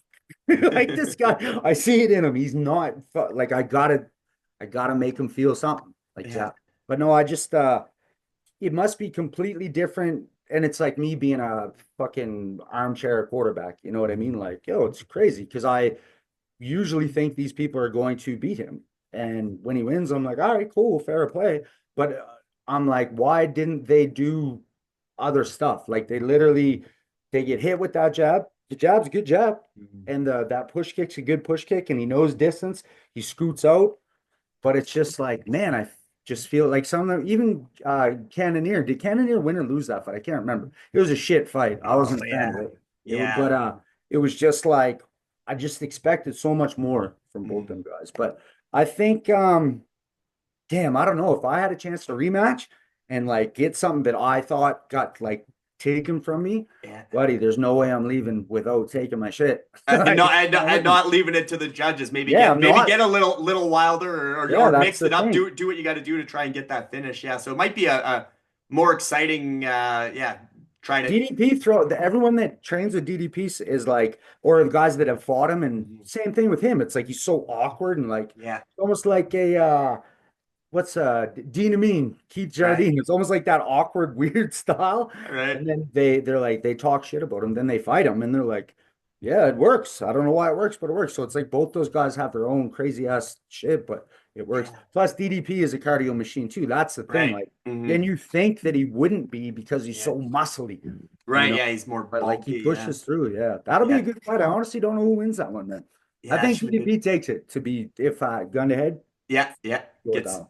And maybe more decisive this time. Maybe he gets the finish or that leaves I no doubt. Or. I believe both of these guys, that's the game plan because unless you dominate somebody, like I'm talking like the kickoff of the fight to the end of round five or three, whatever you're doing, Yeah. till the end of the fight, if you don't know and show that you dominated, it's like, yeah, man, they make shitty decisions all the time. All the Like time. things Yeah. happen all the time, bro. And if it's a close fight, it's like you gotta wear that after. You're like, fuck, I had if you are still like not throwing up Right. backstage, you still had some left, and you know Something that left. if you lost, you're like, fuck. Yeah. I hear you. I hear you. And what about that division in general, middleweight? Izzy, is his run over? I mean, obviously we saw Yep. Hamzat Kamayev. That was, I mean, he mauled Robert Whitaker and put his teeth. I guess that was a former injury, but he put his teeth in the back of his throat. And then there's this new Humble Hamzat, bro. Humble Hamzat. That was right, humble Hamzat not coming in. I kill everyone. He was just right. like, I like Robert Yeah, Whitaker. he He respected had like Whitaker. hair and Yeah, shit. yeah. Yeah. But you think Hamzat's the champ at the end of the year? Do you think I they set hope him up for the winner they're of this gonna. fight gets Hamzat? Yeah, They're gonna try to because he's a character, right? yeah. He's a character, man. But also depends which one they bring. I'm still confused that that whole 10 pounds over thing and switching the Yeah, opponents and yeah, like that whole thing still baffles me. There's something going on there. There's a work there. yeah. Something happened there. But it's like I kill everyone, all that crazy shit. Like, cool, whatever. It's not my cup of tea. But then like just him coming out with like hair and like Right. everything is good. Like I'm like, who the fuck is this guy? And he was just real chill. And then he did that to Whitaker, who's by far the toughest guy he's ever had to fight.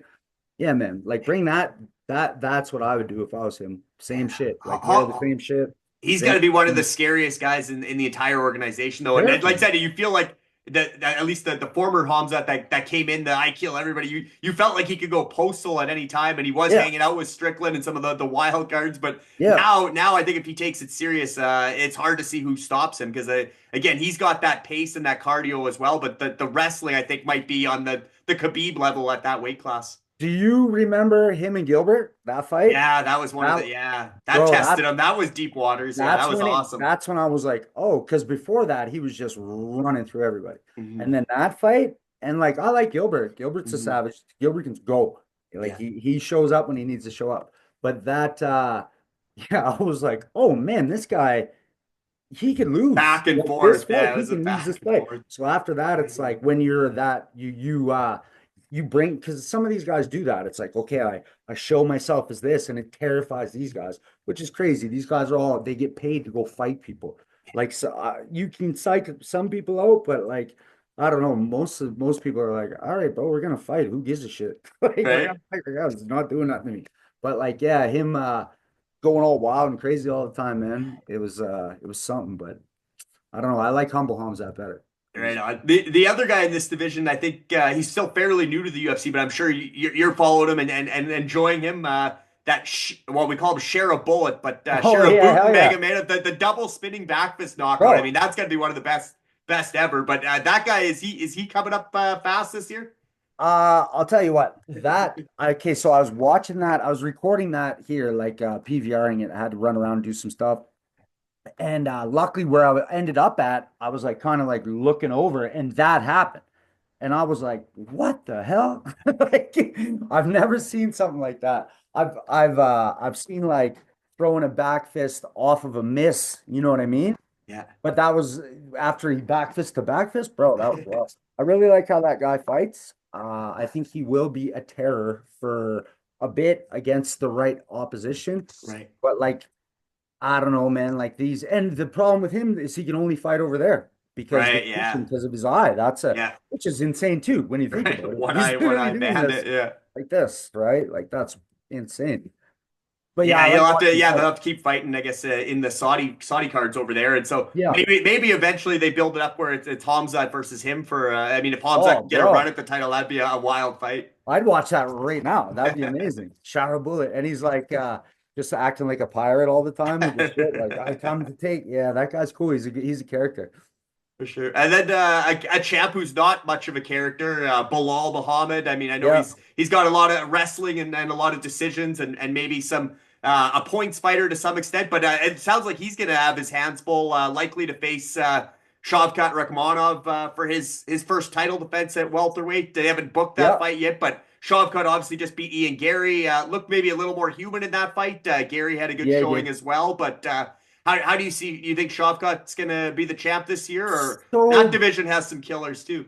Oh hell yeah, that's a stacked division. So were they both talking about they had injuries? I remember it was not a shit performance because when you're fighting, that was a perfect time for these guys to fight, in my opinion. Both. Somebody zero had to go both undefeated. Yes, man. Both like that guy. It's like, oh, I'm that guy. No, I'm that guy.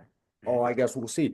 So I had super high hopes for that fight. I also thought Shavkat was gonna beat the shit out of him, just the wrestling wise and like the. And also, I'm not a big Ian Gary fan at all, man. It's like when that whole like carbon copy somebody else's the Connor wannabe or clone. Yeah, but he can fight. He can fight, man, but it's like it doesn't take much to like you don't got a Nancy Drew Scooby Doo it. It's like, oh, you're doing what this guy did earlier to sell your shit. Okay, cool, whatever. But I thought Shavkat was gonna be a lot more dominant. And then that's what I was asking. I thought one of them or both of them like, oh, I had injuries and this and that, which I mean that would explain a bit of it. They both look timid though. If you're fighting somebody who is like equally as good as you for a spot that you want. Yeah, you can't just come in guns blazing. I mean, you can. I'd love to see people do it, but it's dumb. It's ridiculous, right? You got to feel it. You got a couple rounds to figure out what you're doing. So, but yeah, if that Shavkat showed up, Bilal probably takes that one, bro. Mhm. But that shot clock won't show up again, I don't Yeah, it's think. the first time we've seen that shot cut. I mean, before Yeah, that, man. he was kind of mauling guys, or Oh, again he was indestructible. the pressure and the submission game, Was and it yeah, that Neil fight, him and Neil? right, Jeff And Neal, Neil's yeah. a killer. Neil's Mhm. like he's an underrated killer. He's like Mhm. he's like a Vicente Luque, like Right. one of these guys who's like nah, I don't want that one. I don't want that fight. But Yeah. it's like, well, they're like ranked lower than you, and it's like, yeah. So Skip that stepping stone, yeah, yeah. so he fought that guy and like did very, very well. He got hit a few times in that fight because Neil's a killer as well. But yeah, it was that shit was good, man. I remember that one. Yeah, so some other names in at welterweight right now. I mean, obviously a lot of the guys that have been around for years are still there, but we just seen Joaquin Buckley beat up on Colby Covington. We Yeah, talked about Ian Gary. Sean Brady's only had the one loss, the one not great performance, but he's strung a yeah. few together. And then another new guy, a Brazilian, Carlos Paredes, is a striker that's had some exciting knockouts as well. It looks like it's What? lining up to be a fun division in Which 2025. guy is that again? Which is Carlos Paredes? Carlos Paredes. Yeah. Let's see who he fought here Like this who did year. he fight? I feel like I seen him do some like cool like shit that I like. You know what I Yeah, I mean? think Some so. like I think wild so. like Yeah. like step through elbows and spinning back kicks. Cool Yeah. shit. So let's see his most recent fights here. So he just beat Neil Magny with a KO in November, and Yeah. before that he beat Li Jinglang, the one that Kamza Okay, yeah, yeah, the leech. the Leech. Yeah. Yeah, the Korean Okay, Leech. yeah. Yeah, no, that guy's Uh, good. yeah, he's had. I guess he's what he's. So he came in on the Contender Series, had a big KO there, and then he's 4-0 in the UFC so far, all four KOs. So he's You're won. you're you're big on that Contender Series. Every time you message me, you're like, yo, Yeah. did you see it? I'm like, yo, bro, I fucking love it. And Yeah, it is like you said, that's where it's tough. They wanted to see that bring your A game every night too. But there yeah. it's a one and done. You show up, Yeah, you but fight, this and format, they yeah, don't even, in my opinion, they don't ever need to bring that show back, bro. They've done all we can do. yeah. Like the very first year, with like Lieben and the boys, Oh yeah, amazing, phenomenal. yeah. That's like Forrest and Bonner. I still have a tap out hoodie that I use for a work hoodie. Yep. Like, man, like 20 years later. Like it's crazy. It's insane to me. But yeah, like that. And that year after year, it's like you can only do so much. And plus, do you really want to be giving these maniacs alcohol? And that makes for great TV. Like Right. me in my personal life, that makes for great TV. But like you shouldn't. Right. Like not a good idea to just give these guys a bunch of shit and then let them ruin their lives, right? But yeah, Yeah, like yeah, true. the contender, the format, bro, you get picked, you go out, you fight another guy who, and it's like my dream, Right. your dream. One of us is our dream is gonna not done, but definitely put on hold for a bit, right? Or So you're signing right here, right now yeah, tonight. but that's what I Away mean. we Like go. if me and Yeah. you were both, oh, you got called and I got called, me, you're gonna fight. You could be the coolest dude in the world. I'm like, oh, I feel real bad about what's gonna happen Yeah. tonight, Larry. Right. No one's holding you back from that dream. Yeah, Yeah. So like that's why that's it makes you gotta such do it. And that's awesome fights. yes, that's Yeah. why it's cool, man. I remember the last one that I really paid attention to. I watched more since, but it was this dude who looked like Benson Henderson, but he was like a smaller version, and he was tattooed up, and he was from like Tennessee or someplace, man. And just like the joy, he phenomenal performance, and the joy, and like when it showed his home, like Right. I was just like, oh man, this is made for this is must see TV. Like that other shit is like, yeah, get a bunch of maniacs drunk and listen to them talk shit and then have the fight. Why don't we Right. just put it in the real world? Yeah. Contender series. I love it. It's great.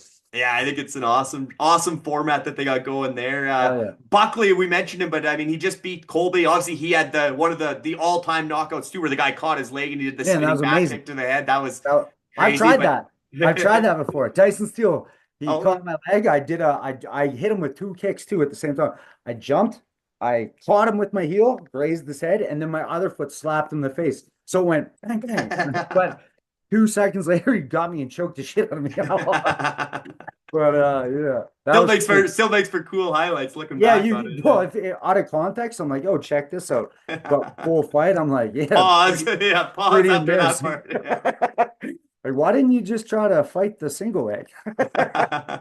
Yeah, but no, that knockout was insane, man. And that guy went on to win a championship in some other shit. The guy that got knocked out. Yeah, I Yeah, know. it's a Yeah. wild story. It's a really crazy story for him. But yeah, Buckley, he didn't just win that fight. He beat the ever living hell out of Covington, Kobe. yeah. Like that Yeah. was And he with told me the next day Trump talking right, about a bunch yeah, of with Trump nonsense. right there too. So yeah, it was The that's funniest quite the is just statement. Kobe, just like always like, dude, if you lose and somebody beat, I get it. You gotta, that's his shit. But like, if Yeah. somebody beats me up, I'm like the times I've lost, I was like, oh yeah, that fucking sucked, bro. That guy beat me up. I Yeah. lost, Yeah. fully lost the fight, you know. Yeah, But now Colby's got Uncle Chael on his shoulder too, in his ear, so he's channeling his inner Chael for sure. yeah, They're the that two why American it's funny. gangsters. Chael was like, yo, I was gonna throw in the towel, and then you hear Kobe like telling his like story. I'm like, yo, these don't match up, bro. Right? Yeah, Right. no,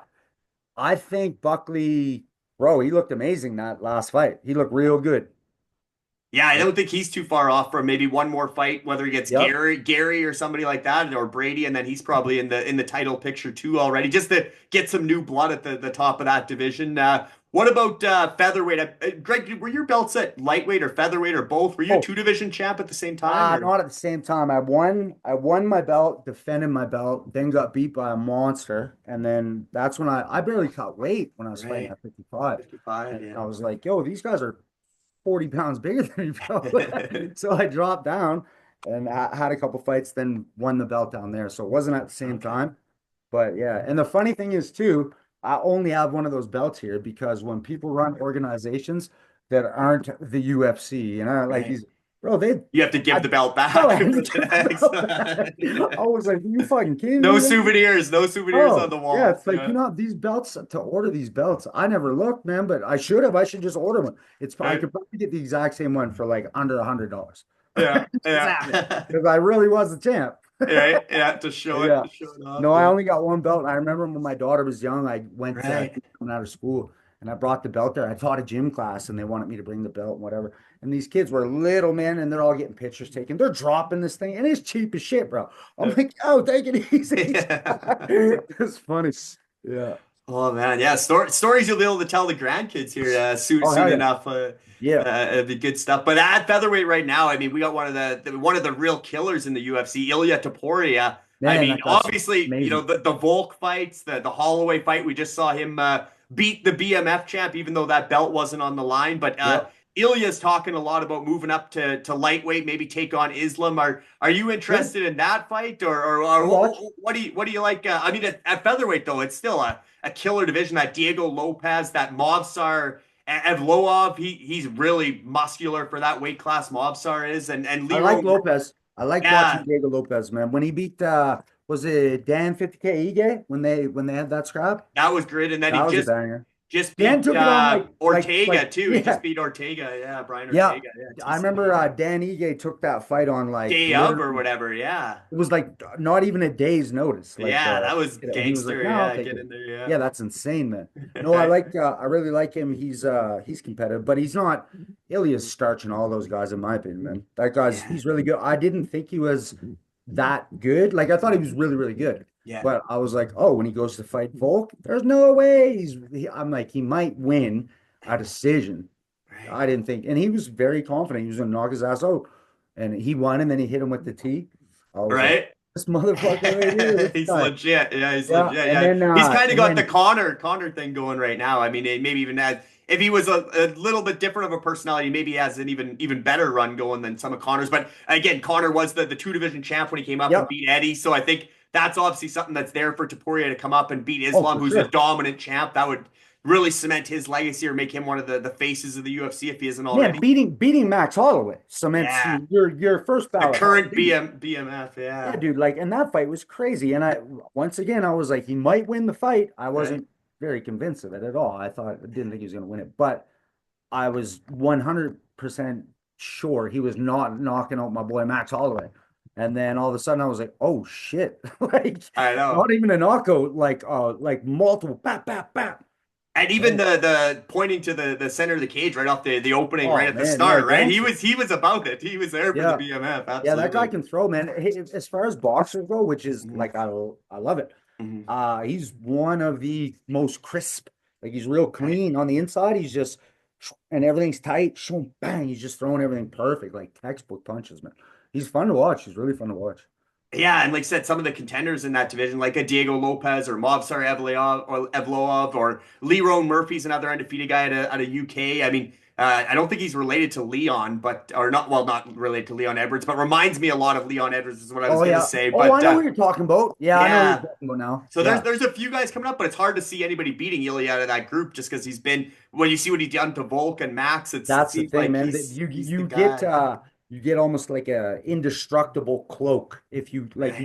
you just wash two of the best to do it in recent time. You just wash those guys, dog walk, look insane. Yeah, yeah. So And it's then like, yeah, everyone's gonna be like, oh, nobody's beating that guy. But one of these guys is gonna be is like, oh, I'll win that fight. And they're dead ass ears in their head. They're like, I'm yeah. gonna beat this guy. Yeah. And Crazy. you think O'Malley makes another run at I 135? I think mean, he could, man. obviously No, he's he's young. He's got some doing of his the shit. He's like and not an one old of the guy. best strikers and got the size. I mean, he's a fun guy to watch. I'm sure you're a fan of him as Super fun to well. watch, man. All of his other bullshit is whatever, you know what I mean? It's like I'm 45 years old, bro. So it's like all his I'm like, all right, that's cool. But when he fights, I'm like, oh, this guy can scrap, man. And I like the way he fights. He's nice and long with everything and crisp.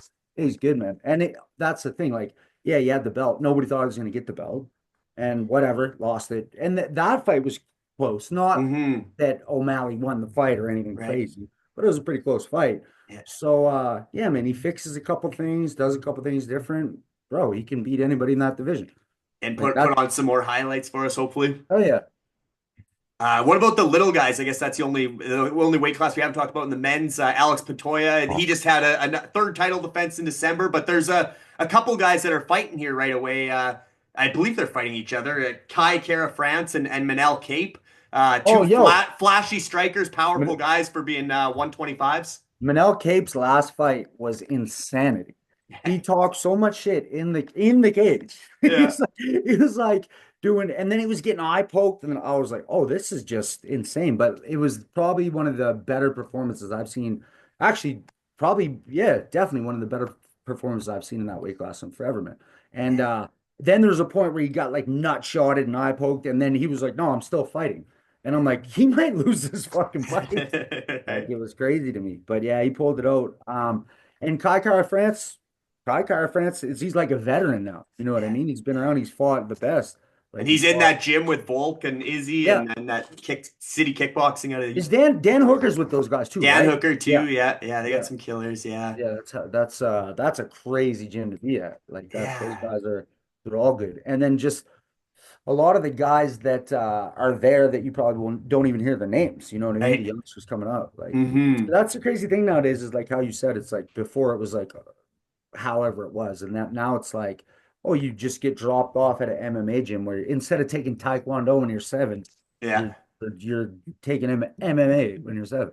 It's And, crazy. and then I think just the muscle memory and everything else, right? You're such a young, impressionable athlete. If you Yeah. learn all those skills at once, they're bringing some killers up. I mean, even one guy that's Canadian in that same division we were just talking about, or sorry, what division is he in? He's in with I think Marab's division, but Ayman Zahabi, Faraz's Oh, yeah. Yeah. protege there, the next guy out of TriStar in Montreal. But yeah, he's a ranked Canadian in bantamweight. So yeah, in Marab's division. But yeah, it'd be cool to see a Canadian go on a run because I mean, there's lots of Canadians that Would are be. currently ranked, but we don't have anybody really top 10, top five that. The next George or obviously Rory was supposed to be that, but What it'd be was nice to see a guy. what was that dude's name that was from Nova Scotia? Fuck, man, man, he lost Oh, to I think he lost to Dan Ige. is it Jeff Malott? Is that the guy No, we're no, thinking of? no, No, no. not him. That's a different one. It's Yeah, I like him too. he's Yeah, got a bunch of tattoos. He's fuck no. not Charles Jourdain. No, No, no, no, because Jordan's a killer, man. Yeah, yeah, Jordan, that guy's yeah, a yeah. I remember like what that you're kick at the end when like the Sparta kick? No, right. it's I think it starts with a D. Goddamn, I Oh, can't maybe remember it for some that. reason. But I'm hoping he's coming back. He was just fun to watch, man. Right. Like very, very fun to watch. It's from where I'm from, which is that's why Okay, it's yeah. I'm trying to look him up here to see. Yeah, but yeah, uh there's a. It would be awesome though to see another real good run of a Canadian to come up and challenge for a belt because I think I'm just looking here who we Gavin might be. Tucker. Oh, there you go. Yeah, I remember Yeah. Gavin Tucker. Yeah, It's funny that just reminded me when I said that. Me and my yeah. buddy were Right. trying to think of something the other day at work, And it was like the original Batman. And it was like, but we couldn't remember it and shit. And then at the end, it was just like, boom, he just shouted out the nonsense. And I'm like, yo, that was like 4 hours later, bro. Still stuck in his head, yeah. Yeah, it was funny. And women's MMA, that's something that wasn't really around or just really at its infancy when you were still Well, in Lethbridge, man, scrapping. they had girl fights. Like Lethbridge was Okay, yeah. pioneers for Canadian MMA. It's crazy, Right. like the shit they did there. Like there'd be like female kickboxing Thai fights on the same MMA. I'm like, this is wild. Like, yeah, it's pretty crazy. And I know you just sent me a link to that Oh, Dakota Ditcheva, who's yeah, killing it in amazing. PFL, a good-looking girl who could cross over. She'd be in the same weight class as Valentin Shevchenko. That'd be an awesome That fight for UFC flyweights. But Bro, that'd be amazing, man. That girl's good. Like she's actually super duper good. And yeah, it doesn't hurt that she legit looks like a Nike model. right, You yeah, know, she models in she her looks like a spare time. tennis model. It's like, yeah, I'm pretty sure whether you win or lose, you're probably gonna do all right in this sport. And Yes, she's good. sell She's some like tickets. Yeah, legit good. Her mom was like a kickboxing right. champion. Yeah, I seen that in that video. Yeah, Yeah, yeah. that's pretty wild. Yeah. One guy I was gonna say we didn't mention him yet, but you did mention him once or twice along the way. But you're maybe not his biggest fan. But do we get a Conor McGregor fight in 2025? Just kind of some random shit to finish us off today. But do you think we get a Conor fight in 2025? Man, I would love it. I'm sure everybody would love it. It'd be nice to see him fight. I don't even care where he fights at. Take that Jake Paul fight. Like Right? The well, Saudi Logan boxing Paul. match. Yeah, or Yeah, Logan bro, Paul. I'll Yeah. watch it. Like, take something. I don't know, man. I think he's a little busy. He always seems like, unfortunately, he's always a little busy. You know what I mean? Right. He's Yeah, getting there's after always it. something going Yeah, on. in his It'd be personal life. funny, Yeah.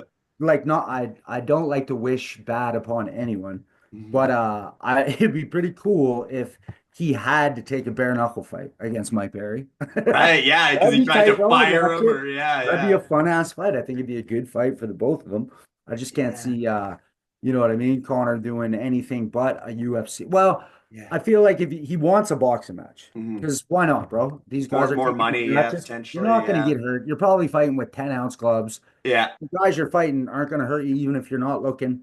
yeah. Like it's fine, and you're making millions and millions of dollars. So I don't knock it, man. Get your money, but Obviously, we waited a long time for that Chandler fight. A lot of people oh, would like to see bro. that the Nate Diaz trilogy. Which one of those? If it's got to be a UFC fight, you think he's coming back for one of those two? It got to be one of those two, man. It has to because there's no way in hell he would ever want to fight Dustin again. As much as he Yeah, says he would, he definitely don't. That'd be terrible for him. yeah. The Actually, Nate fight, somebody you name dropped just a little while ago, Dan Hooker and Connor. They were hanging out at a bare knuckle fight in yeah. New Zealand or something. And they were talking about putting something together. Oh So yeah, that'd yeah. be a That'd be, banger too. Yeah. bro. That'd be wild if those two fought. So basically, my money's on whoever is not Connor Right. because you can't. Take that much time off Well, and it's yeah. just the miles, bro. There's a lot of miles. Like you got your fight miles, and he's had a bit of them. Like he hasn't. The only time he really took a ass whooping was the Khabib fight, Right. and like he tore ACL or MCL or whatever it was like, and like Right. hurt legs from getting Broke kicked. his leg. Yeah. I get it. Like that's the sport. But outside the miles that you put on yourself, you're not getting those ones back either. But if you're not sleeping for a few days and you're on a yacht and you got to go to court, it's like there's a lot of stuff on the go, my man. It's a lot of Yeah. money, right? Yeah, he lives a pretty hard life. Pretty fast. He Jeez. lives in the fast lane Yeah, as he he did does. as a fighter. He's still in the fast lane outside too. Even though I think he's got what 4 or 5 kids now, but it's not slowing him down. He's still making headlines and making memes. Or we're seeing all kinds of videos of Connor still. Another guy who's a big name still, but you got to wonder what's next for him is Francis Ngannou. I mean, he's kind of the face of PFL now as far as their big heavyweight. We never did get the John Jones fight. What's even going to happen with the PFL? I just saw Well, like a that's whole yeah. like Bellator's gone type of thing. You And see they just that? released Pitbull finally. You've probably seen Oh, Patricio. yo, Pitbull was where's he asking for his going? release. They finally, today, Don Davis said that we're letting him go because they couldn't even find a fight for him. Is he going to go to the UFC? I assume he's coming Bro, there. that'd be Yeah, great. yeah. What's the new one? That GFL or whatever it is? Yeah, I saw that too. Bro, Yeah. that's so like these guys clearly have to know the business model that they are doing to what Right? these other guys did. And you only get a certain amount of time out of that one. You know what I Yeah, mean? You got to get like the new talent, and these guys, they're not, that says it all. They didn't even have their stars fighting, bro. That's, right, right. you know what I mean? And we have our Like other the our other PFL, bro. Canadian gangster in in PFL. Why can't I think of his name right now? But he's Oh, won a yeah, couple of yeah. their year-long leagues. Yeah. Yeah, yeah, At he used to be 155 or funny 145. as shit. He did the thing at the weigh-ins with the cookies and shit too. Like he's Yeah. Marcel Aubin or something. Yeah, yeah, oh Yeah, something man. like Yeah, that. yeah, Yeah, that yeah. guy's cool as shit. He's funny. Yeah, Yeah. he's good. But yeah, I I don't know don't know what though, they man. do I with think Francis. Yeah. I think that like the PFL is basically swallowed Bellator up, which cool. That's great. They were kind of doing their thing anyway together. Yeah. But it's like, who do you give Francis, man? Nobody knows any other heavyweights over this. It's like, and the last one, I wasn't that into. I forgot it was on. To be honest with you, Yeah. there was no I know. Yeah. promotion. Yeah. Well, that's Like, what we've said lots about PFL is that they don't yeah, they promote it don't promote it. They nearly got to the good same level fights. They that, got good fighters and good fights, but it's but like the marketing isn't. nobody's gonna see them, you Yeah, they don't know? have the same marketing engine as the UFC. And there was that guy, I forget what his name is now, but we were talking about he's like a 7 foot or 6'9". Like I think I don't know if he's Brazilian, but he was kind of that wild kickboxer where he'd only had a few fights, but he came to UFC and he got taken down and smothered a couple times, and Oh, they okay, cut him okay. already. But I was like, maybe they try to bring him in as kind of a freak show opponent that would Yeah, look bigger than Francis. But the yeah. only other thing I could think is maybe I seen Tyson Fury retired from I boxing seen this that week. too. Maybe Yeah. maybe Tyson wants to try Yeah. a rematch in MMA because he's So always do they talked about get, I coming wonder if over. they get to do that over there. Because obviously in the UFC, that's a big no-no, right? You're not Right, like, yo, I can make $10 billion going to fight this boxer. And they're like, right, yeah, no, you're not. So, right. but I don't know if those guys would let him run it. You know what I Maybe mean? As long as they get a just piece for of the his pie. yeah, exactly. It gives them that little extra brand awareness. It's Yeah. technically their guy involved, and if Yeah. they can cut him into the promotion deal, yeah, I think they got to do whatever they can with Francis. Otherwise, he's going to sit around inactive and eventually want to be released too, right? So Yeah, it's but hard where does to he go? Like, you can't go back after where, like, the only spot to go yeah, would be that GFL because you're not going right. back to UFC, UFC. or certainly, yeah, Dana. If they did ever have to bring him back, he wouldn't be getting anywhere near the It'd be offer. at the Yeah, low value of. right. Yeah, Yeah, they're not giving him all that money nor that respect. That was the whole thing was about anyways. You like I yeah. don't know whose side people want to be on, but it's like I don't know, man. If I'm it's my money or it's my life. I'm gonna go to where I'm gonna get paid the most. It makes sense, right? I'm the one getting punched in the head. This you only can do this for so long at a high level, so you got to get your money and get out. So good for him. And now I feel bad for the guys that signed him though, because they're like, "Yo, we just paid him a lot of money. Nobody saw it." So. And speaking about getting your money, what about do we get another Mike Tyson fight this year, or have you seen Oh, I enough of hope Iron not. Mike? I hope not. Yeah. I hope not, man. I love Mike. Everybody love Mhm. Mike. And it's funny because he can still bang. You see him hit mitts. It's like Rafael Cordero, who's like an old Right. MMA coach. That's who's Yeah. always holding mitts for him. Yeah. And they look crazy. And when he hits a bag, it's like, God damn. But and all the everyone's like, oh, it's staged and this and that. I mean, maybe I wasn't there, but I know I told everybody about that at my work. I was like, they're like, who do you think's gonna win? I'm like, man, the guy that's like Half the age. 28. Yeah. It's like he's not he knows how to box a little bit and he's 28. Like I was sparring at the gym in Lloyd with some like young kid who I know I'm a better boxer, no offense, you know what I Right. mean? But I don't I can't go rounds and rounds. I'm like, yo, we're just touching. Bap, bap, bap. He hits me with a big shot. I'm like, hit him back with a shot. And then I'm like, oh shit, man. Like if we have to go more than this round, Yeah. like I'm going to lose this fight. So it's like age catches up with you, bro. Whether it's proven. Father time, undefeated. Right, I was gonna say, yeah, Father Yeah, Time undefeated, absolutely, and true. I know there is a lot of talk that fight was rigged or that he Yeah, took a payday. yeah. But hopefully, if that was the case, I mean, now he's got more than enough money to retire. But I think you're right with Rafael Cordero and the mitts. He Yeah, looked he a looks lot killer. faster and crisper and better in the training videos than he did in the ring with young Jake Paul. But I think maybe Yeah. give Jake Paul a little bit of credit too because he has. I mean, I don't like the opponents he's picking, but Yeah, he's beating him he's up winning though, fights and right? he's making money too, which I guess is the If you could tell all your entertainment, friends right? that if you could tell all your friends you knocked out Anderson or you beat Yeah, Anderson Silva and you knocked out what's his face but well two UFC guys that I guess you should be able to knock out if you're a boxer, but yeah, like just the resume, it's like, oh yo, like if that's a normal person saying that, you're like, yeah, right. right. It's kind of And a guy crazy. that hasn't been at it that long, but I think he is taking that sport pretty seriously as far as I mean, Yeah, he's got yeah, unlimited resources to have the yeah. best training He lives in facilities and Puerto Rico. partners, and yeah. He lives in Puerto Rico and he just trains. That's literally what he does. Trains and makes videos and makes millions of dollars. And everyone hates him and wants to see him get his lips punched off. So they tune in and then they're like, this is a fix. Everyone's mad because he beat up some old guy. I'm like, oh, you guys aren't getting it. This is what he does. It's Yeah, crazy to and me. I guess besides Connor, who do you pick next? Then who's bigger than Mike Tyson to get you another? I don't know, man. That's kind of where does he go from here too, as far as big Yeah, ball and it's the I don't sideshow know. fights? Yeah, Michael Phelps, that'd be tight. I can tell. So like it makes zero sense. All right, it's like Nicolas Cage picking movies like, oh, this is retarded. I'll take it. This is stupid. I'll take it. Just hit him with anything. He's like, yeah, I'm in. Oh no, that's awesome. But no, I think Matt, I think we broke down all we could for Hell yeah. fights as far as this weekend's UFC 311 card. Appreciate all your insight there. But just a big thanks for coming on the show, Greg, and all the Wicked. stories. We will do this again sometime. Yeah. We'll preview some of the big cards throughout the year and catch up on some of our predictions after the fights. We'll recap some of them, but definitely enjoy the fights this weekend and good luck Cool. if you are putting any money on them. Hell yeah, brother. Awesome, man. Thanks for having me. I'll definitely come back. This is fun as hell. Awesome. No, I appreciate it again, and all the best in life outside the cage. But it's cool to see you holding it down there in the cage. Hell yeah, brother. Appreciate it. All right, take Awesome. care, bro. Yeah, same to you. Thanks.